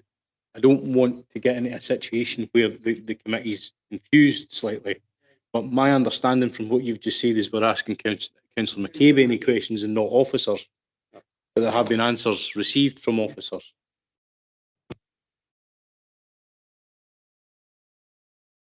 I can answer that if you like. I think it was a cost-benefit Hold exercise. Hold on, please. Oh, sorry. Right, Councillor McCabe, you can retake your seat, sir. And then the Provost can ask that salient question to David Gray. Thank you. Thanks very much, convener. I think it is a salient point the Provost brings up. Extensive money was spent. Why was extensive money spent on? Okay, Councillor McCabe, fine, thank you. Okay, Provost. Okay, so my question is, what prompted the change when we had originally done 48 boreholes and it was classed as a CS2? So how did it come about that we decided to do more boreholes? David? So I would assume that that's just part of the routine progression of the contaminated land management on site. But yeah, I'm going to ask Mary if she can add to that as well. Hi, yeah, sorry for being a bit keen before. Yeah, basically the original 2017 investigation, they only did 8 boreholes, which, to be honest, it was a bit sparse across the site, the size of the site. And that's why we went along with the CS2 recommendations, just because of the gaps in the data. So I think what happened was that Ogilvy went back to Mason Evans and said, spend the money now, do further site investigation, see if we can bring this down to a CS1, or at least zone the site so that it's not requiring blanket gas protection measures on all the plots. So I think that's what they decided to do, spend the money now to save the money later. It wasn't something that we asked them to do. At that stage, based off the 2017 report with its data gaps, we were prepared to go for the more conservative CS2 requirement. But with the additional investigation and the additional risk assessment, they have shown that the site is actually CS1, and given all the data that they've provided, we're happy to accept that. So who does the reclassification? Is that yourself? Sorry, could you repeat that about the reclassification? Who does the reclassification? It's the environmental consultant, Mason Evans, the guys that did the additional investigation. So they do all the calculations, and they present that with all the evidence that gets submitted to us to review, to make sure that they followed all the guidance and they've done everything as they should. And basically we would go back to them and say, yes, that's okay, or no, you need to go and do more because there's still gaps in the data. But in this case, I was satisfied that they had done enough work. So based on the CS2 classification, are they given guarantees there will be no issues in the future? Yes, they've said, I can describe a bit of the report. They found the occasional carbon dioxide spikes. That's the only gas that they did find, the odd spike. They've said it was sporadic and inconsistent, and they've attributed that to microbial action or the weathering of the limestone, which would give off a little bit of carbon dioxide. It's not mine gas, and it's not moving. They demonstrated extensively that there's no gas flow readings, and if there's no gas flow, the gas cannot move. There's no driving factor for moving any gas around the soil. So the small amounts of carbon dioxide that were recorded are in effect locked in the soil. They're not going to move up. They're not going to migrate into the buildings. And even with all that aside, all the calculations that they did came out as the CS1, and no gas protection measures were required. Okay, and so do they give a written guarantee that there will not be any issues in the future? Yes, I think they've got professional indemnity to that.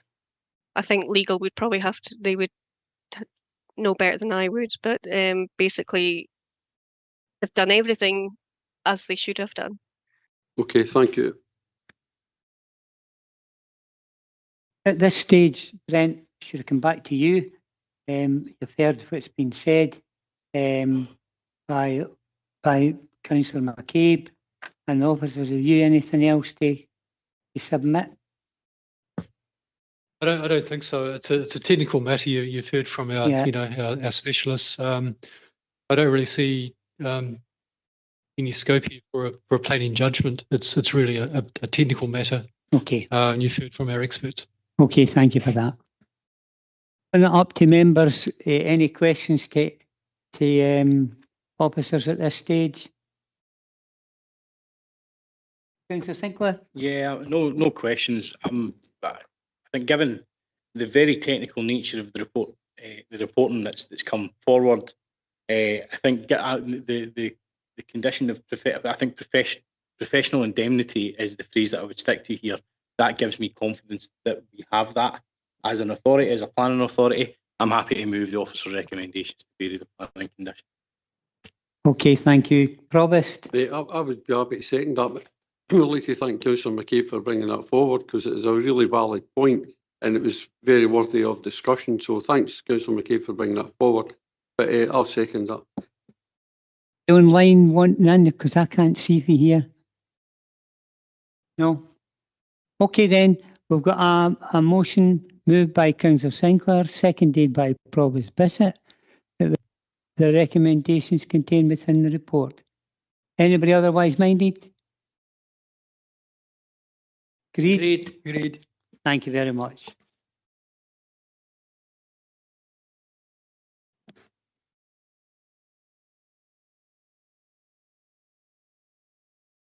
Okay, thank you very much for that. That takes us to item 12 on your agenda today. It's construction of 2 dwelling houses and garages at site of the east of Middle Banknock, Longcroft for Miss Fasuda. It's pages 144 to 161, and the report is by Brent Vivian.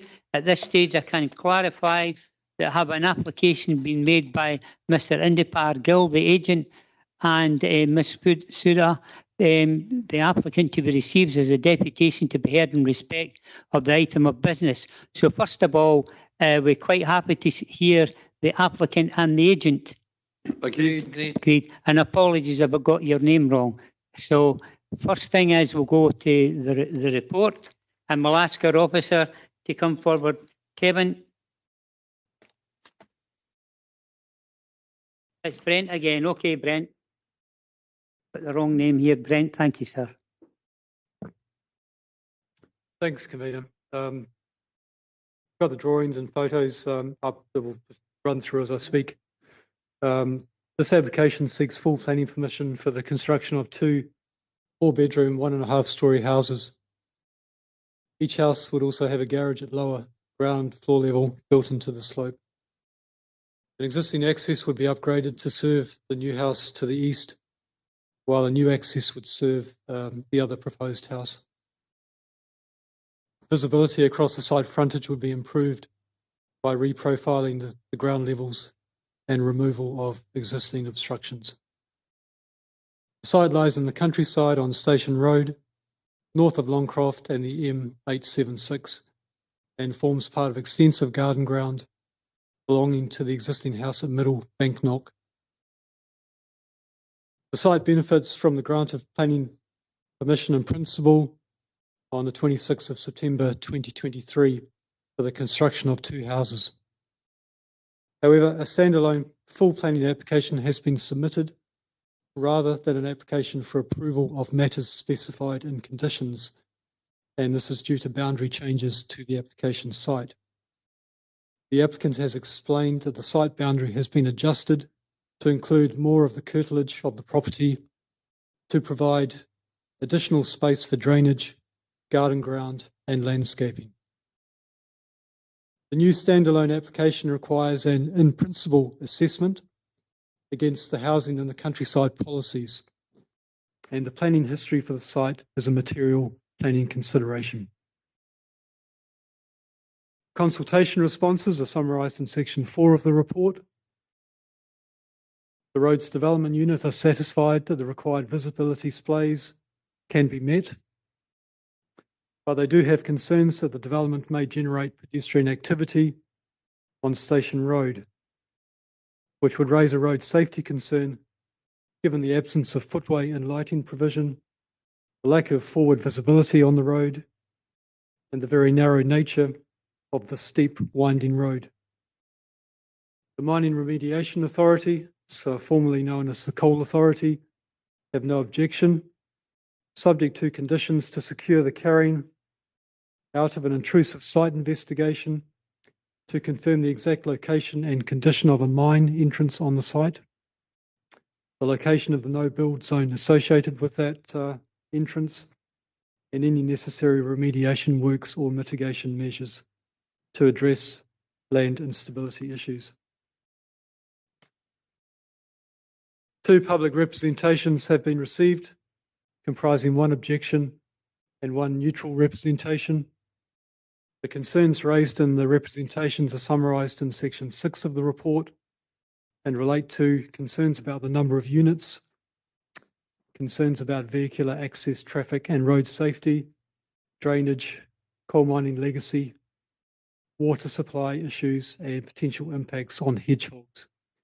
These matters are considered in paragraph 7b.6 of the report. Section 7 of the report considers the application against the relevant provisions of the development plan, including the provisions for infill development in LDP2 and the related guidance for infill development as set out in supplementary guidance SGO1, development in the countryside.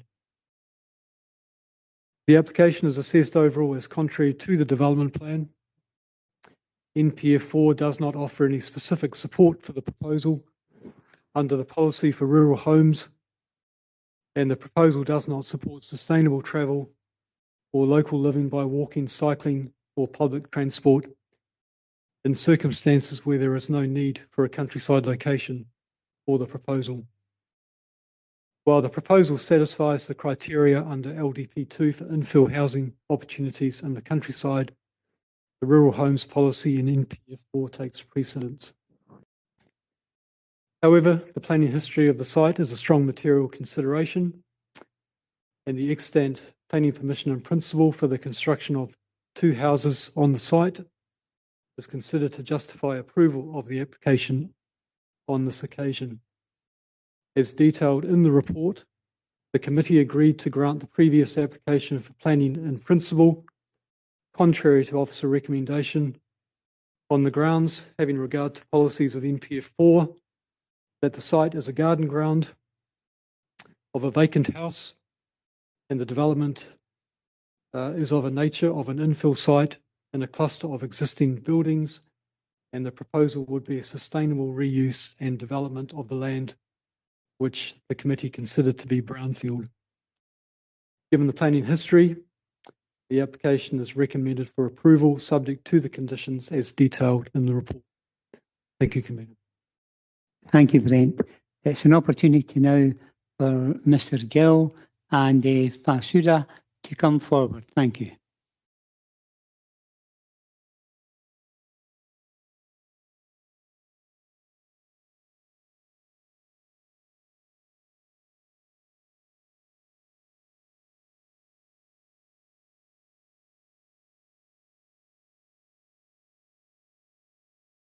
Okay, you know the procedure. You've got 10 minutes, then you've got an opportunity for members to ask any questions. Good afternoon. Good afternoon. My name is Ampon Jiampukio. I'm the applicant for North Gate. Sorry. For the applicant for the 2 houses.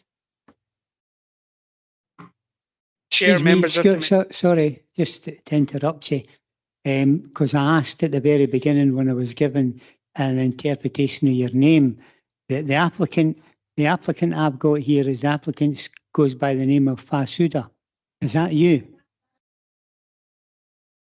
That's myself, is my nickname, so I'm known as Fa. All right, okay, so that's your nickname. What's your full name? Ampon Jiampukio. Okay, fine. I think we got that. Okay, carry on. Thank you. Chair, members of the committee, thank you for the opportunity to speak again. You'll remember the site from the planning permission in principle stage. Although officers then identified concerns around countryside policy, transport, drainage and coal legacy, members accepted the essential point that it's previously used garden ground sitting alongside existing houses, not an isolated encroachment into open countryside, and granted PPP on that basis. The full application before you now takes that principle and translates it into a detailed design-led scheme. First on land use and location, this is not a greenfield sprawl. The design and access statement confirms that application land forms part of the former garden ground of Middlebank Knock, which has now been disrepair. Reusing the previously developed cartilage is exactly what policy encourages before turning into fresh countryside. And this application is a straightforward instance of making the best use of land that has already been disturbed. The site is also clearly sits within an existing cluster. Middlebank Knock and Middlebank Cottage already form a compact residential group at the bend of Station Road. Our proposal is knit into that group rather than pushing development outward. The location plan and the PPP report site description illustrate this context. And the scheme has been designed to consolidate rather than extend the cluster pattern anticipated by the Council's countryside guidance. Turning to design quality, these are not modest dwellings, they're high quality rural homes whose scale is handled carefully so they sit comfortably in the landscape and respect local character. These plans and the design statement show traditional proportions with natural slate roofs, stone and complementary finishes. The site works with the slope, garages are cut into to keep the massing low from the road and frontage. Boundary walling and landscaping are used to stitch the new homes into existing cluster. The scheme also commits to meaningful sustainability measures, air source heat pumps, on-roof solar and high fabric performance, so the houses will perform as well as they present. On access and road safety, a speed survey and access design were provided and follow the standard approach of sizing visibility to observe 85th percentile speeds with a 2.4 metre driver setback. Displays can be formed through modest reprofiling, vegetation management and secured by condition. In short, the geometry responds to real-world speeds at this bend and meets recognised design practice. On drainage and flood risk, we have produced the necessary reports, drawings, and these satisfy the Council's flood team. Scottish Water has, in principle, confirmed its position in line with its earlier no objection and water capacity advice at planning permission in principle, with private water treatment where appropriate. Any final consents and conditions are, of course, accepted. On the coal mining legacy, we fully acknowledge coal authority standard requirements in this area, and we are agreeable to intrusive investigations on site to confirm the exact position and influence of any historic workings before construction. Earlier reporting referenced a small affected area in the site's southeast corner and an old adit towards in the northeast corner and an old adit towards the southeast corner, both identified as outside the proposed plots. We want to verify that so we don't find an adit later is not actually our site. If anything is found within influence, we will stand it off against the design accordingly. Stepping back, planning permission, the planning balance is straightforward. Members have already accepted the principle of planning permission in principle because it's a brownfield garden ground with an existing cluster. Full application demonstrates in detail the design, access, drainage and ground conditions are all manageable and are controllable by reasonable conditions. The documents in front of you show a scheme that is both contextually sensitive and genuine high quality in architectural and environmental terms. Finally, I note the case officer's recommendation is to approve. That recognises that while a technical tension may exist with some countryside policies remain on paper, there is a strong material consideration to justify granting planning permission here. Previously used curtilage in a cluster, high quality, energy efficient rural homes, standards-based access, a complete drainage pack endorsed by the flooding team and in principle by Scottish Water, and routine conditions to manage coal legacy and contamination. For all those reasons and the interest of consistency with your planning permission and principle decision and with national and local policy, I respectfully invite you to follow the officer's recommendation and grant planning permission subject to the proposed conditions. Thank you. Thank you very much. Have you got anything to say? You've still got another 2 minutes, have you? I think in India I've covered all that already. Okay, thank you very much. Okay, just to give you the opportunity. Okay, then you've heard from the applicant's agent. Is there any questions coming from members to the applicant's agent?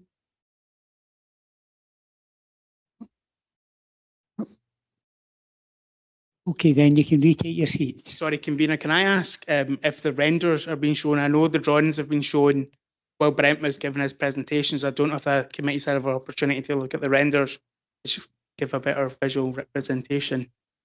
I didn't see that they were displayed during your No, that's another issue. You'll need to retake your seat, sir. Thank you.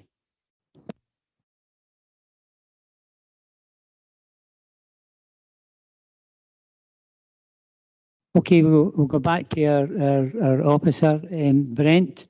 Brent, have you anything to say in relation to what Mr. Gill had just told us? Not too much. Just to recognise that we do appreciate it's a high quality development. We haven't raised any design issues. The technical issues have generally been resolved in terms of provision of visibility, drainage. There's more work to do in relation to coal mining risk, as you heard today.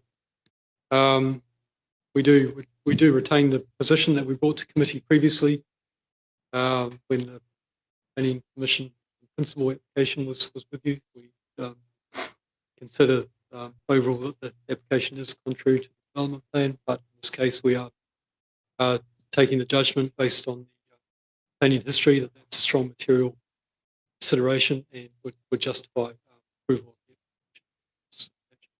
Okay, thank you. We go to members. Councillor Kelly. Right. I noticed a mine shaft. First of all, have we had a site visit to this before? Sorry, what was have we had a site visit to this property before? I can't remember doing one. I can see Councillor Kerr nodding his head, but I can't recall a site visit. I think so. I'm almost certain we haven't. Do we not have any record of it? The decision was made 2023, September 2023. Yeah. I honestly can't remember. My feeling was that we didn't, but quite surprised. Sorry. You're going to check that. Right, it's a valid point. We'll wait for that. Then can we? The mine shaft that's mentioned. Has there been any exploration to find out where this mine shaft is? The desktop report has given an indication on the site of where it is or close to the site. So there is a no-build zone identified. But the advice from the Coal Authority is that further work, intrusive site investigation works need to be done to identify the specific location and condition of it's never been found. That's why I'm wondering. I seem to remember this coming up, and I was actually away at the time for some reason. I'm sure this came up, and we didn't have a site visit for some reason. Can't imagine why. Because it's really a very dangerous road. That it's as you see unlit. It's a bendy road out in the countryside. And how close is it to the new Denelin Head, Longcroft Denelin Head site, the new building site with the 400 odd houses? It's a wee way further up Station Road. It's on the north side of the M876, which you go underneath. So it's further up. Yeah. No, I have now.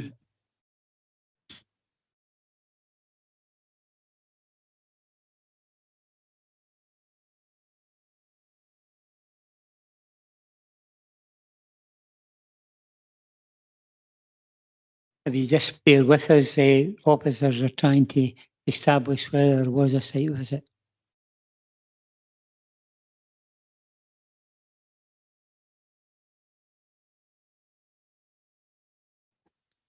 No site visit was agreed the last time this application came to committee. I thought that was the case, although I wasn't here. I remember talking about it. So, to be honest, I'd like to do a site visit on this now, to have a proper look at it for the committee. I think you have to see it to understand the area. Convener. Is there any reason not to do that? Convener, given the one I was last in, the last one that I was in, where it was a very strong, because it's been through an appeals committee, and this one's also got the same thing on it. I don't see any. Well, maybe somebody will want to, but we couldn't change that. Really change that one. So, as much as I appreciate what Alf's saying, I would like to propose the recommendations in lieu of a site visit, because it's very similar to the one we set two ago, the one we did in Bowness, because it's already been through, it's already got planning permission in principle, which is which I think was described as a very strong influence on this.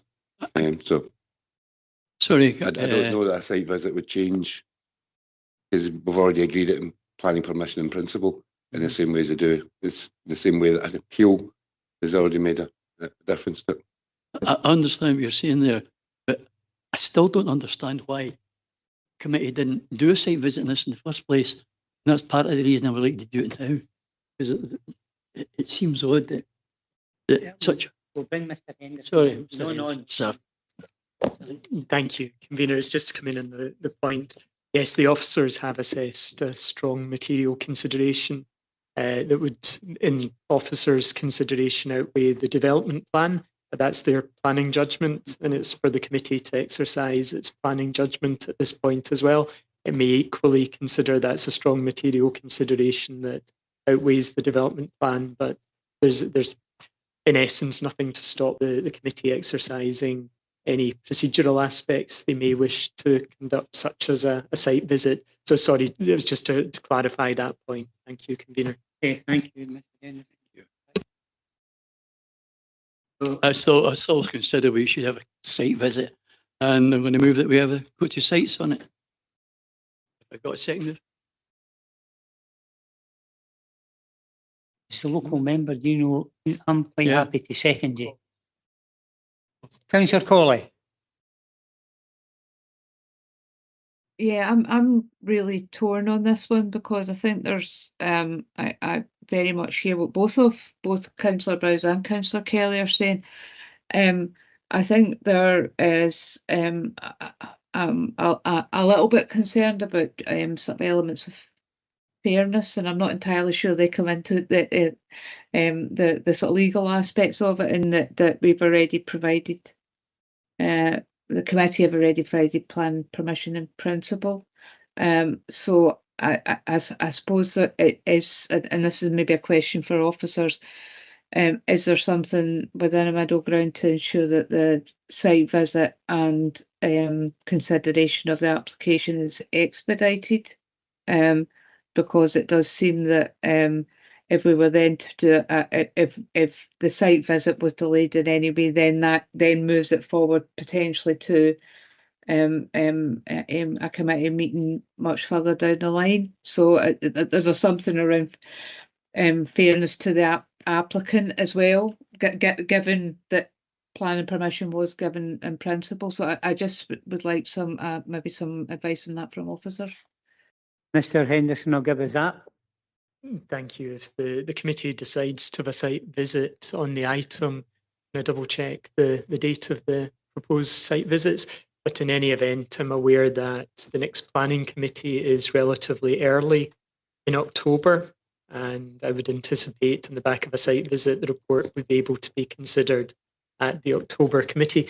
Are you able to confirm dates for site visits and the next committee, which I think is around the 7th or the 8th of October?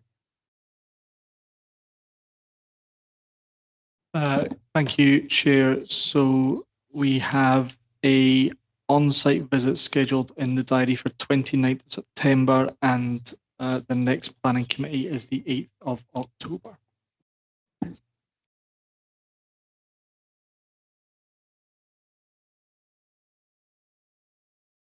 I'm just checking. Does that answer? Did that answer my question? And that if there was a site visit on the 28th, that would be able to be considered at that meeting in October. Yes, it would be. Yeah. Thank you. Thank you. I think that helps. I think I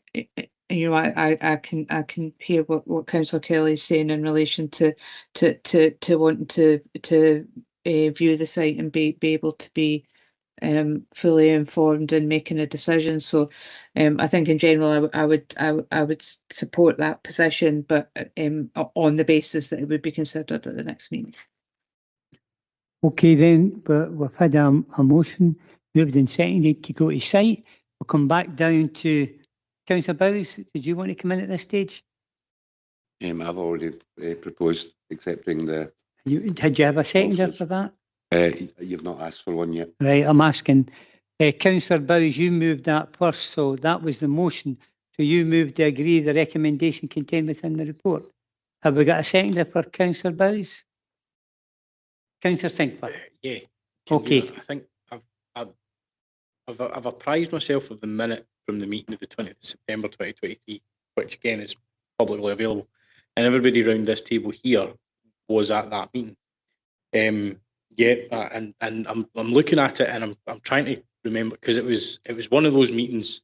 Now that I've apprised myself of the minute, there were several items on that agenda that were controversial and contentious.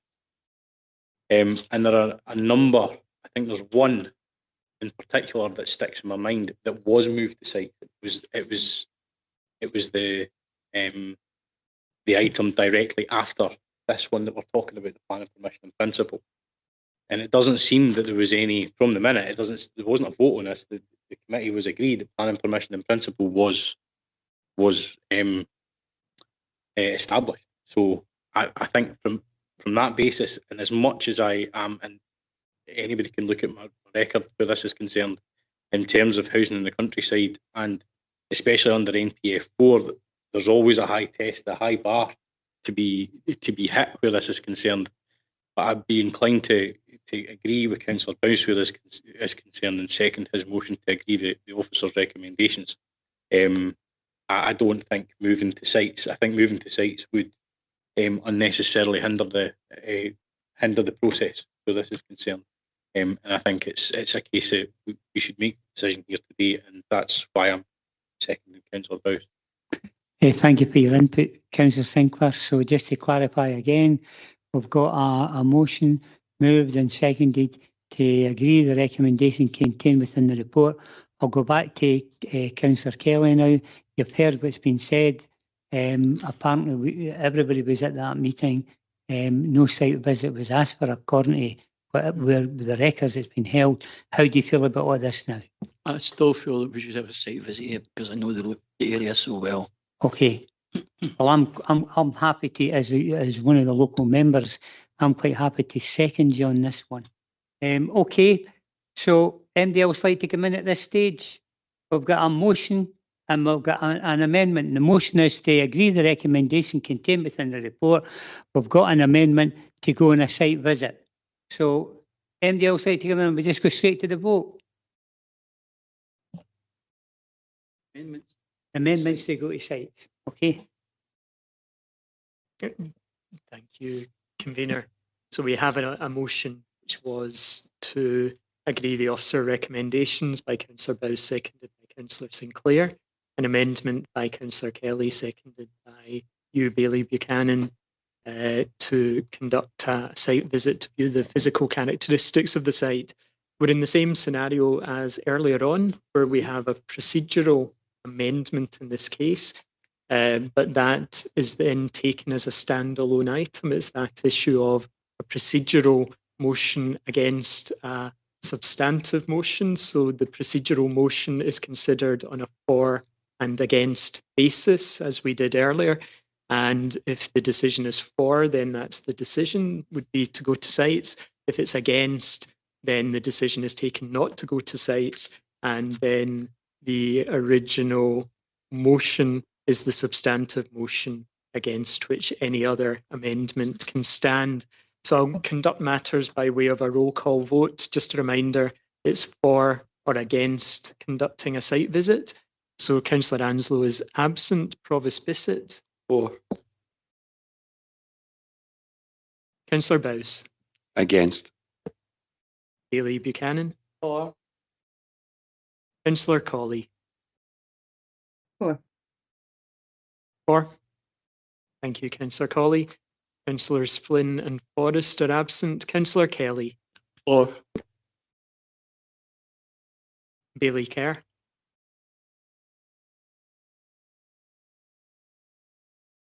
Abstain.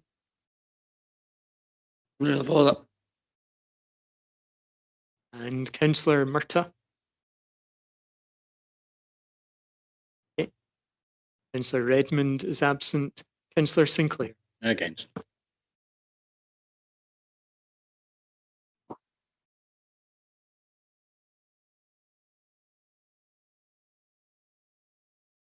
Thank you. We have 4 votes for a site visit, and we have 2 votes against conducting a site visit and 1 abstention. So a site visit has been agreed to take place, and that is, as I clarified, to view the physical characteristics of the site. Thank you, Convener.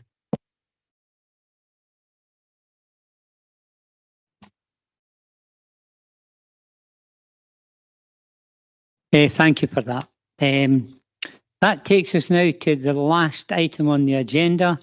The Falkirk Council on-street parking space for disabled persons, various streets number 15, order 20. It's pages 162 to 169, and our presentation of the report will be by our officer, Craig Russell. Yes, Craig? Convener, it's actually myself this afternoon, so sorry, you need to hear my dulcet tones again. So I'll try and keep this as short as sweet as I can. The report concerns an application for a disabled person's parking space on Main Street in Reading. In terms of the council scheme of delegation, this decision requires to be made by committee as there is one unresolved objection to making of the order. In terms of the relevant legislation, the authority requires to consider all objections made and not withdrawn before making the order. The application was received by a qualified person and a suitable location was identified for the space. This is shown on page 166 of your report. One objection was received and responded to, which is detailed on pages 168 and 169 of the report. The objection has not been removed, hence this report being placed before you. I'm happy to take any questions, Convener. Thank you. After reading the report, I'm quite happy to move that the order should be made. Agreed. Second that. Okay. Is there anybody is minded? No? Okay then, that brings us to the end. Thank everybody for their presentations, for the officers, and also for the debate from the members both here and online. Thank you very much. Have a safe journey home.